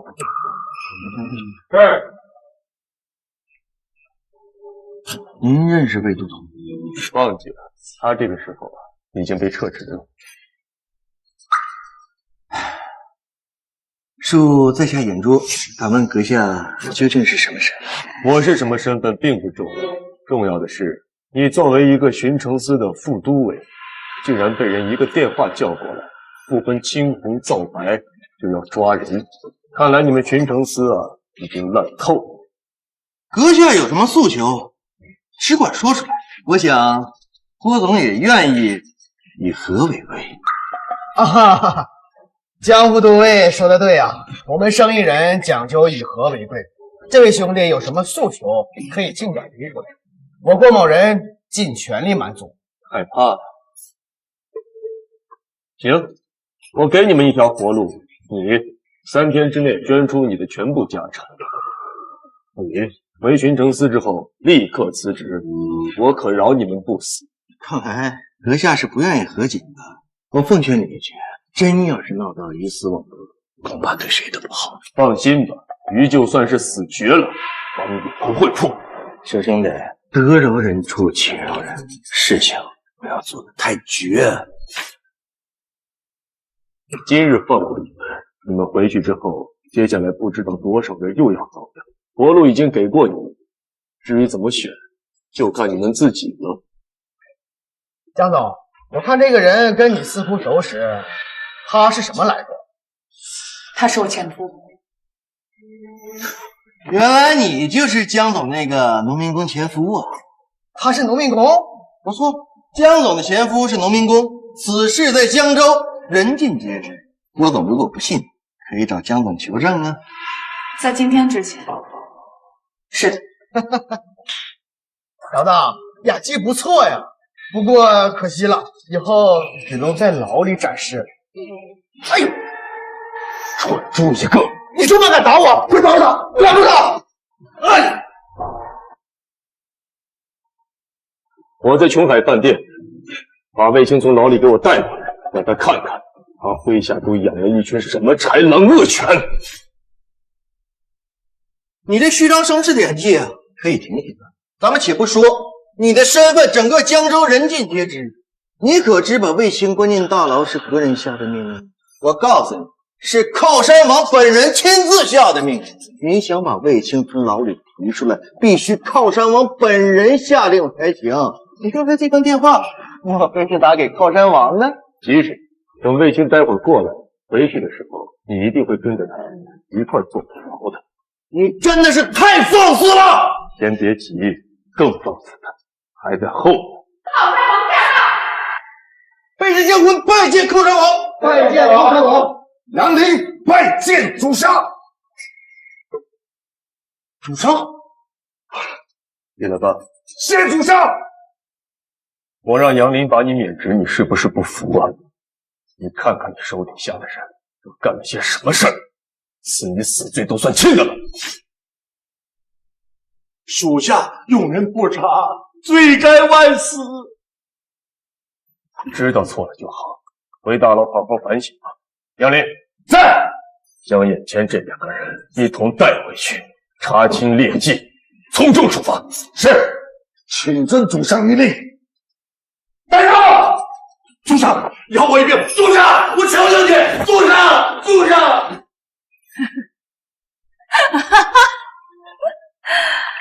你又赢了，陆晨，你再一次破坏了我的好事儿，是不是感觉很得意呀？哦，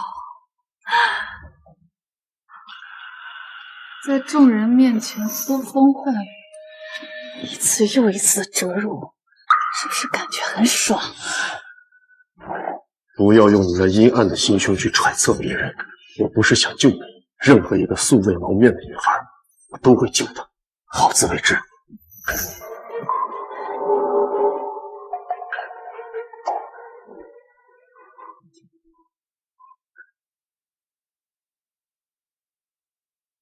那红酒里有药，你真不知道？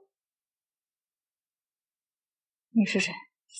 我是谁并不重要，重要的是你知不知道自己错过了一步登天的机会。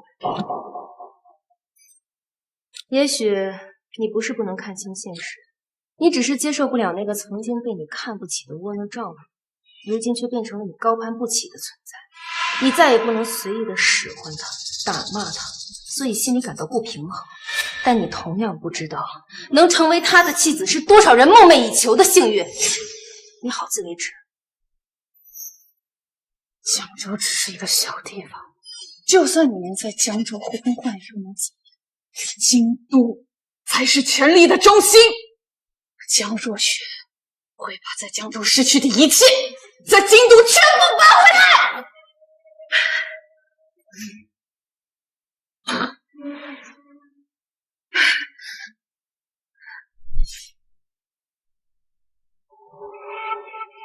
少主，江州那边传来密报，王轩的计划失败，王轩身死，父雄被撤职，3大家族的家主也被下狱。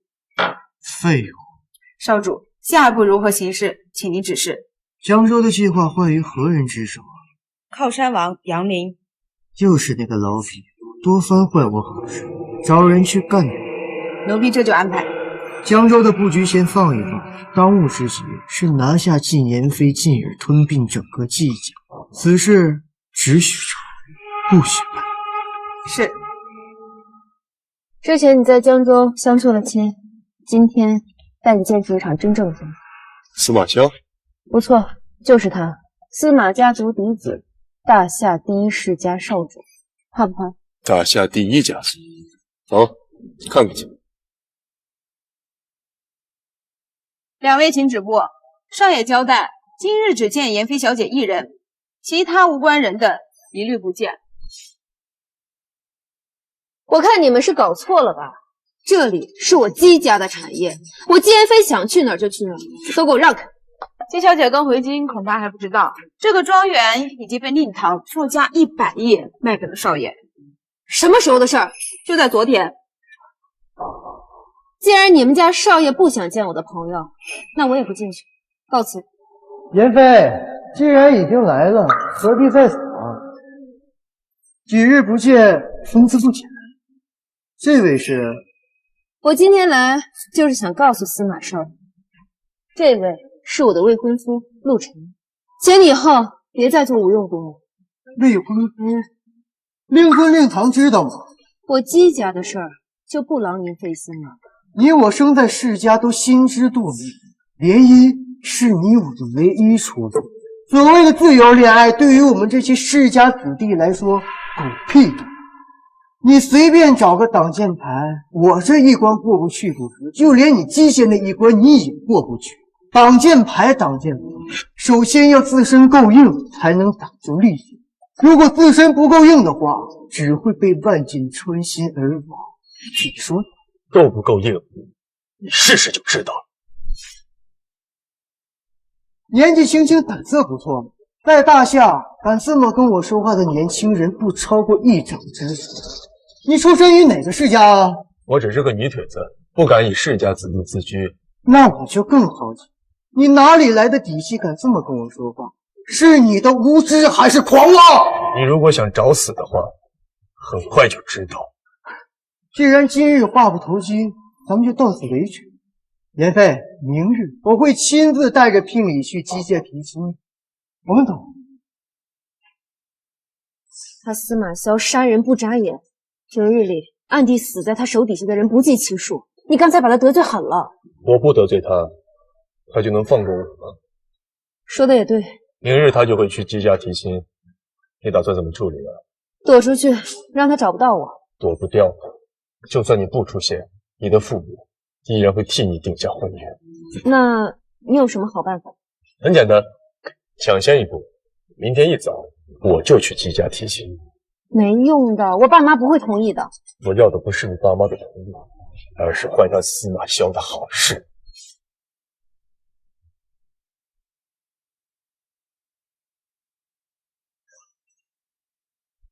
拜见主上！拜见主上！起来吧，姬家军团就位了。主上，击杀军团50万人，已秘密将京都内外全面控制住。只等主上一声令下，便可封锁京都，割据内外。陆家灭门案查得如何了？根据调查，大量的证据指向司马家。当年很有可能是司马家为了得到陆家的家传至宝《千里江山图》，才密谋灭掉了陆家。果然是他们！此番我来京都，一定会扫平一切的跳梁小丑。你命人严密监视司马家所有成员的去向，收拢的时候，我不希望有一个漏网之鱼。是。另外，你亲自挑选9件宝物作为聘礼，明日我会去姬家上门提亲。属下遵命。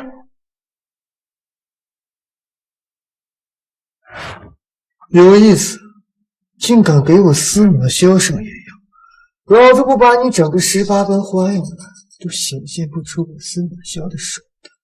少爷，那个人的来历已经查清。陆晨，26岁，江州人，出身微寒。21岁时嫁给了江州江家，做了赘婿，一做就是5年，直到前几天才刚和江家主事人江若雪离婚。赘婿，没有什么背景。根据江州消息，此人可能跟靠山王阳林关系密切。靠山王，他在江州能称霸，他在京都只能算只猴子。如果这就是你底牌的话，我想我会死得非常惨。启禀少爷，南来有个叫江若雪的女人出演见面。放肆！少爷是什么人，想见就能见的吗？滚出去！是。等等，江若雪说曹操前妻主，带他进。是。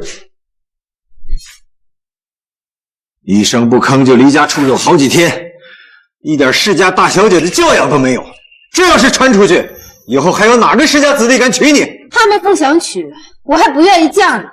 正好谁也别为难谁。你好了，妍飞，你少说2句，你非要把伯父气死你才开心吗？行了行了，回来就行了。妍飞，你赶紧去收拾收拾，一会儿司马家的人上门提亲，别让人看了笑话。爸妈，我说过，我不会嫁给司马萧的。混账！婚姻大事，父母之命，媒妁之言，哪里轮得到你来说三道四？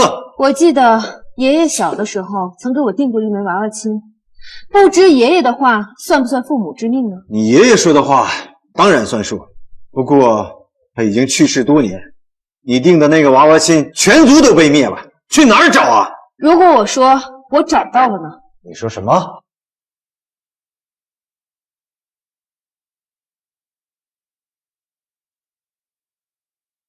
京都陆氏遗孤陆沉见过伯父伯。京都陆氏遗孤陆沉见过伯父伯。你说你是京都陆家人？不错，小侄出身京都陆家，20年前侥幸逃过灭族人祸，之后流离大夏九州20余年，如今方能回来。既然是京都陆家人，那这婚事……且慢，京都陆家人怎么办？陆家早就在20年前就已经被灭门，从京都的世家名中除去。一个落魄世家的寒门孤儿，怎么配得上我们季家的千金呢？夫人，这话不能这么说呀！想当年我季家与陆家世代交好，老爷子更是定下了这个婚约。婚约？我怎么不知道？你有凭证吗？拿出来呀！这都丢了20多年了，我去哪儿找啊？我看全是假的，什么婚约，根本没什么娃娃亲。你要是能拿出这纸婚书啊，我就认了；要是拿不出来，一切休提。母亲，你所言当真？老爷子的话谁敢违背？你要是拿得出来，爸今天替你做主。爸，您看这是不是爷爷的笔迹？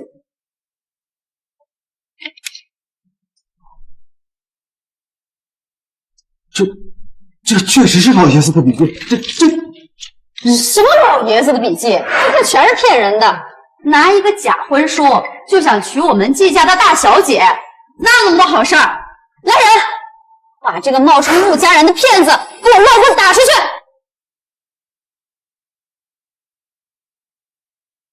来人，把这个冒充陆家人的骗子给我乱棍打出去！我看谁敢！季妍飞，你翅膀硬了是不是？敢违背我的指令？我告诉你，季妍飞，今天你要是想嫁给这个野小子，绝无任何可能。伯母，恕小侄无礼。小侄自问条件不比任何人差，为什么就不能娶妍飞呢？条件？一个没落世家的寒门孤儿，也配跟我谈条件呢？你知道我们妍飞1年的零花钱是多少钱？我告诉你，10个亿，你10辈子都赚不回来我们妍飞1年的零花钱。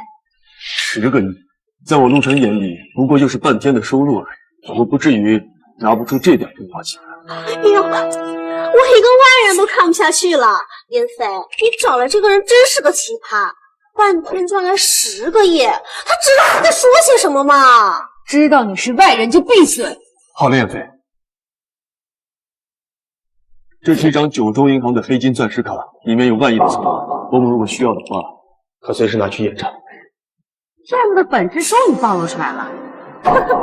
编谎话也不编个不容易露馅儿的。我们季家可是九州银行最高等级 VIP 客户，九州银行最高等级的卡明明是黄金钻石卡，什么黑金钻石卡？你小说看多了吧？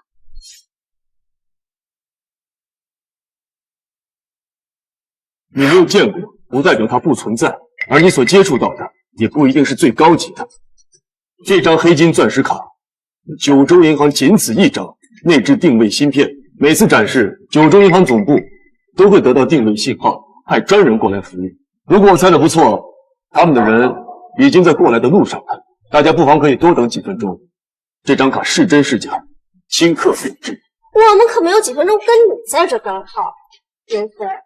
这个人已经狂妄无知到这种程度了，你还要保什么？京都司马世家少妇按季家千金特送9重聘礼，聊表顺心。小侄拜见伯父伯母。贤侄客气了。伯父伯母，小侄今日前来祭拜，是想把和妍飞的婚事定了。我带来了9件聘礼，还请伯父伯母小纳。司马萧，你死了这条心吧！我早就告诉过你，我绝对不会嫁给你的。你给我住嘴！贤侄有这份心呐，我和你伯父啊都很欣慰。你们喜欢就好，把聘礼呈上。第1重聘礼，京都会院1座，价值50亿；第2重聘礼，雪山宫1座，价值18亿；第3重聘礼，第8重聘礼，沈阳中心海岛1座。这第9件聘礼嘛，我想你们会非常喜欢。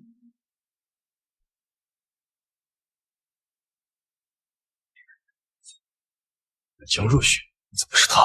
这个人应该不陌生吧？司马萧，你这是想干什么？没什么，我只是想向伯父伯母介绍一下陆晨的来历，免得被某些别有用心的人给骗了。贤侄，你这句话是什么意思啊？伯母，你可不知道，这个人曾经是个低贱的赘婿，前不久刚被赶。什么？这个是我手下江若雪，她曾经是陆晨的前妻。伯母如果不信的话，可以亲自询问。陆晨，他确实是我前夫。季妍飞，这就是你找的如意郎君，这就是你给姬家找的承蒙万婿。妍飞，你找了个二婚男，还是个赘婿来欺骗伯父伯母，未免也太过分了！你给我闭嘴！二婚怎么了？赘婿怎么了？我想嫁，关你什么事儿？你气死我了！司马萧，我明确的告诉你，我绝对不会嫁给你的。没关系啊，先看看我为你们准备的第9重聘，打开。我手上的这幅是传世名画《千里江山图》，价值1000亿。行啊，这第9重聘里《千里江山图》，莫非就是陆家当年的那幅传世名画？没错，正是陆家。20年前啊，陆家灭门后，这幅画就一直流落民间。我知道伯父你喜欢收藏名画，特意回购给您老人家进。真是好孩子。季妍飞，你看看人萧儿，看看你长得什么人？那幅《千里江山图》是假的。什么？胡说八道！司马家作为大夏的第一家族，萧儿作为司马家的少主，怎么可能送一幅假画？我看你就是存心来捣破坏的。你最好能给我一个合理标准，否则司马家不会放。就是你，原因很简单，真正的《千里江山图》在我手。你知道你在说什么吗？真正的《千里江山图》在你手，那你倒是拿出来给大家看一看啊！《千里江山图》乃是我京都陆家传世之作，自我出生起便拿在手中把玩，所以它到底是什么样子，只有我最清楚。你是京都陆家人，怎么司马萧，你司马家对我陆家做过的事，很快我便会一一悔过。你说你是陆家的人，就是啊，你有什么证据？书心胎记，这乃是我京都陆家嫡系遗传的标志，你们不会不知道的。这确实是天生的私心胎记，不是假的，的确是陆家嫡传呐。就算你是陆家的余孽，那又如何？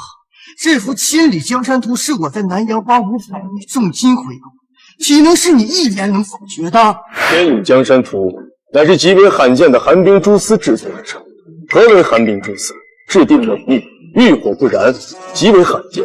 你敢不敢将手中的画用火烧一些？你一句话就想让我烧掉价值500亿的名画，你是拿我当傻子了吗？如果你真的想辨别这幅画的真伪，那你大可花1000亿买回去自己烧了。不知道你敢不敢啊？1000亿，我这张卡里有1万亿，这张画我买了。司马少爷，快别信他的，他就是个骗子，哪有1000亿啊？1000亿？你是他前妻，你是？他的确不可能离家，除非是姬小姐。九州银行行长到。九州银行行长，他来干什么？我们姬家与他毫无交集啊！莫非是为了司马少爷而来？有可能，我司马家跟九州银行合作频繁，他来此应该是有求于。不知周行长来此有何贵干？原来是司马公子，我来就是公干。行长，卡在那儿。这卡可是周行长，您来的正好。这个人拿着这张假卡，非说是什么九州银行最高等级的黑金钻石卡，这种骗子一定要严惩。什么骗子？谁说是骗子？这卡是我们银行最高级别的卡。什么？九州银行行长周川为您服务。我说这张卡是级别最高的卡，你们不信；我说这张卡里有1万亿的存款，你们还是不信。现在信了吧？即便你拥有1万亿存款，那又如何？京都朱氏家，包括我司马家在内，谁不拥有几10万亿的资产？你拿张破黑卡就想在我面前白虎不成？王与马共天下，你司马家在世人眼中是京都第一世家，门第高不可攀，但在我的眼中，如同土鸡瓦狗一般。我若想灭你司马家，反蜀之路就行。反蜀灭司马氏，你知不知道你在说什么？原本我想让你多活几年，既然你一心求死，那就怨不得我了。动手！司马萧，这是在我姬家，你想做什么？元妃，这个我必须，谁都拦不了我。我弄脏了你们姬家的地方，稍后我会向伯父伯母亲罪。元妃，你快！你觉得你吃定我了？我的这8个侍女，个个从小经历过严苛的培养，100人当中只能存活1人，放出去不亚于杀手之王，8人联合起来，难道你还想逃出升天不成啊？司马公子，万万不可啊！这是我们九州银行的尊贵客户，不可擅杀呀！给我闭嘴！你再多说一句话，信不信一起杀？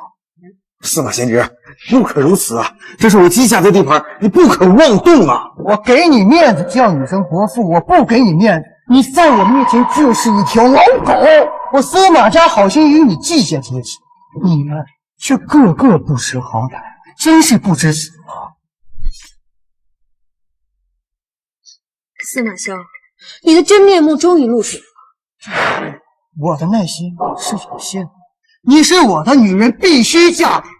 今日聘礼我已经送了，明天我要看着新娘子上来，明日这个时候我要见不到人的话，后果自负。至于你这个陆家的余孽，我再让你多活一年，明日我要让你亲自把季妍飞送到我司马家，少一人，季家灭族。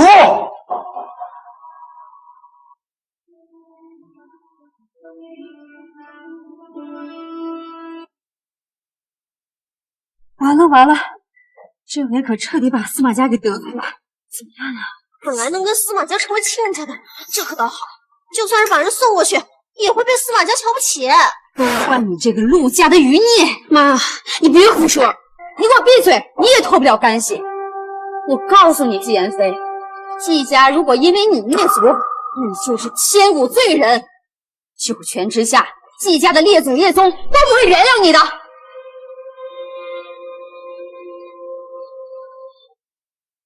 我追求自己的幸福，真的有错吗？没有错，可是你不该享受着姬家的福利，却不为姬家付出。我只长姬家5年，姬家的产业翻了2番，这些难道不是我的付出吗？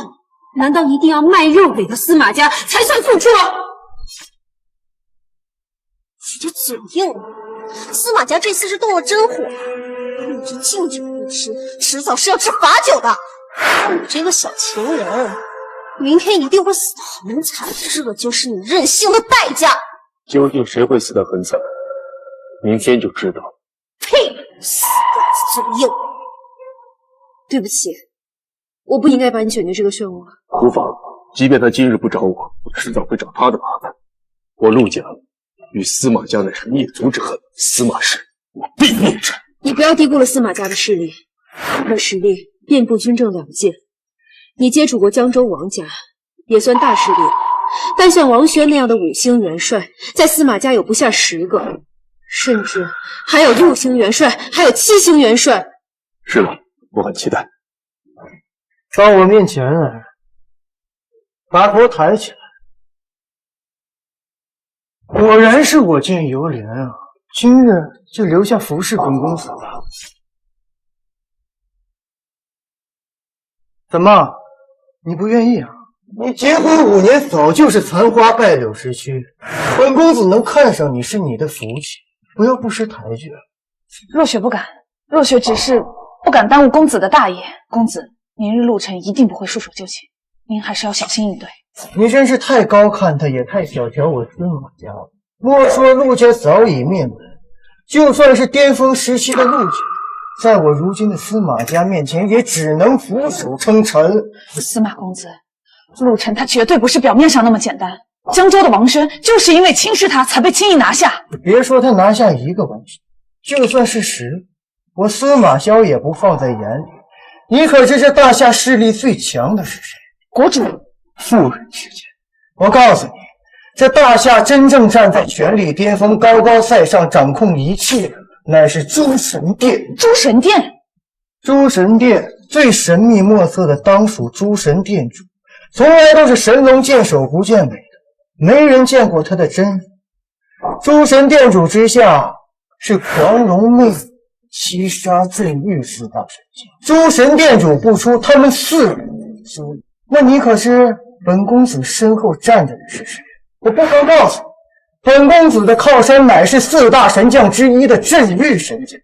你说我用惧怕任何人吗？本公子今天心情好，既然你不愿意，本公子也就不强求。明日我要让你和纪言飞一同死。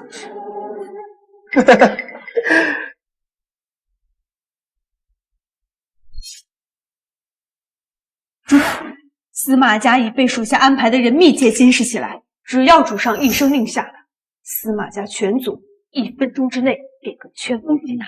不急，我要好好的陪司马萧把戏弄完，不让他在人生巅峰的时候瞬间跌落谷底，又怎么对得起他对陆家所做的一切？主上，属下还有一新发现，不知当讲不当讲。拜何方？有手下人来报说，镇狱神将抵达了京都。他常年镇守西北边疆，没有我的手令，谁允许他进京的？属下不知。他现在在哪？他就在下榻在司马家的一座庄园下。我说呢，为什么这个司马萧底气这么足，敢号称大夏的第1家族？现在终于明白了，原来这就是他的目的。主上，属下现在就通知镇狱神将过来。不必了，我要见闻圣旨，明天本座亲自去看看那镇狱神将到底敢不敢以下犯上。是。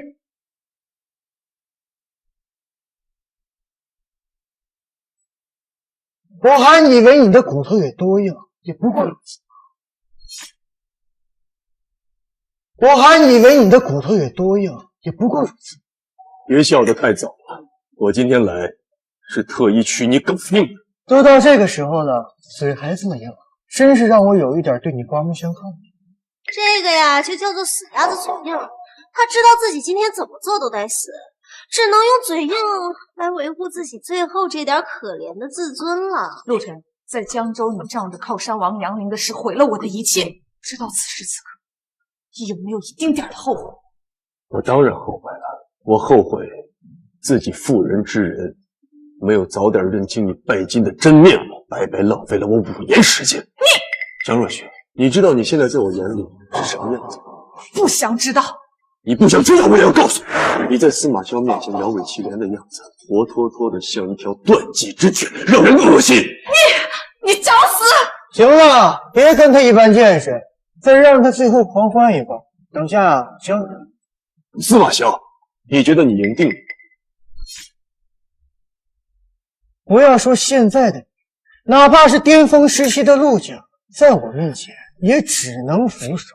我实在是想不出啊，你拿什么在我面前叫嚣呢？司马少爷，吉时快到了，何必为这种耽误时间？你说的对啊，跟这个废物不值得浪费时间。来，司马萧，你不能动他。怎么？你心疼吗？颜飞，你要明白你自己的身份，你现在是司马家的人。季颜飞，如果你不想连累姬家全族，你就给我老实点。司马萧，我答应你嫁给你，但是你必须答应我放过陆晨，并且保证以后绝不会秋后算账。我要是不答应，你要是不答应，我今天就死在这儿，你司马萧永远都得不到我。颜飞，不要颜飞！爷爷，你快把刀放下！快！季颜飞，司马萧论家史论才能，哪一点比不过这寒门剑肘？你为什么要这样对我？季颜飞，司马萧论家史论才能，哪一点比不过这寒门剑肘？你为什么要这样对我？你什么都好，但是我不喜欢你。颜飞，把刀放下，他奈何不了我。陆晨，现在不是逞强的时候，待会儿你赶紧走，最好出国，永远别回大夏了。你相信我，在这个世界上，只有我杀你的人了，没有任何人能杀得了我。你背后的靠山是诸神殿的人吧？让他出来吧。知道诸神殿？我不仅知道诸神殿，我还知道你的靠山就是4大神将之一的镇狱神将。你怎么知道的？我知道了，是你呀！是你假意投靠我，获取机密透了北岸。司马公子，不是我，真的不是我。不用再随意揣测了，等镇狱神将来到这里，一切都真相大白了。我差点被你唬住了。就算是你知道我的背后是镇狱神将，那又如何？难不成你还能压住他不成？能不能压得住，等一会儿就知道了。能不能压得住，等一会儿就知道了。本来呀，我还想捉留你，但是你在这里实在是太聒噪了，一会儿扰了我的贵客可不好。你去死吧，动手！你敢动手？我看你一个人能打几个！把他给我用棍打死！我看谁敢动手！你是什么人？竟敢擅闯我的地？司马公子，我见过他，是陆晨的手下。当初在江州凤鸣宴上，他出现了。他跟靠山王杨凌是一伙的。好大的胆子啊！杨凌的人竟敢擅闯我司马家，他们全族是活腻了吗？司马萧，你还是担心一下你司马全族的性命吧。不是我看不起你们，就这么多人，敢动我一根？你看我敢不敢？你敢打我贱人！说谁是贱人？镇狱神将马上有！我跟你说，包括你们全部死掉！啊！我今天就在这里等着，看我全族怎么死的！至高无上诸神殿，镇狱殿驾到！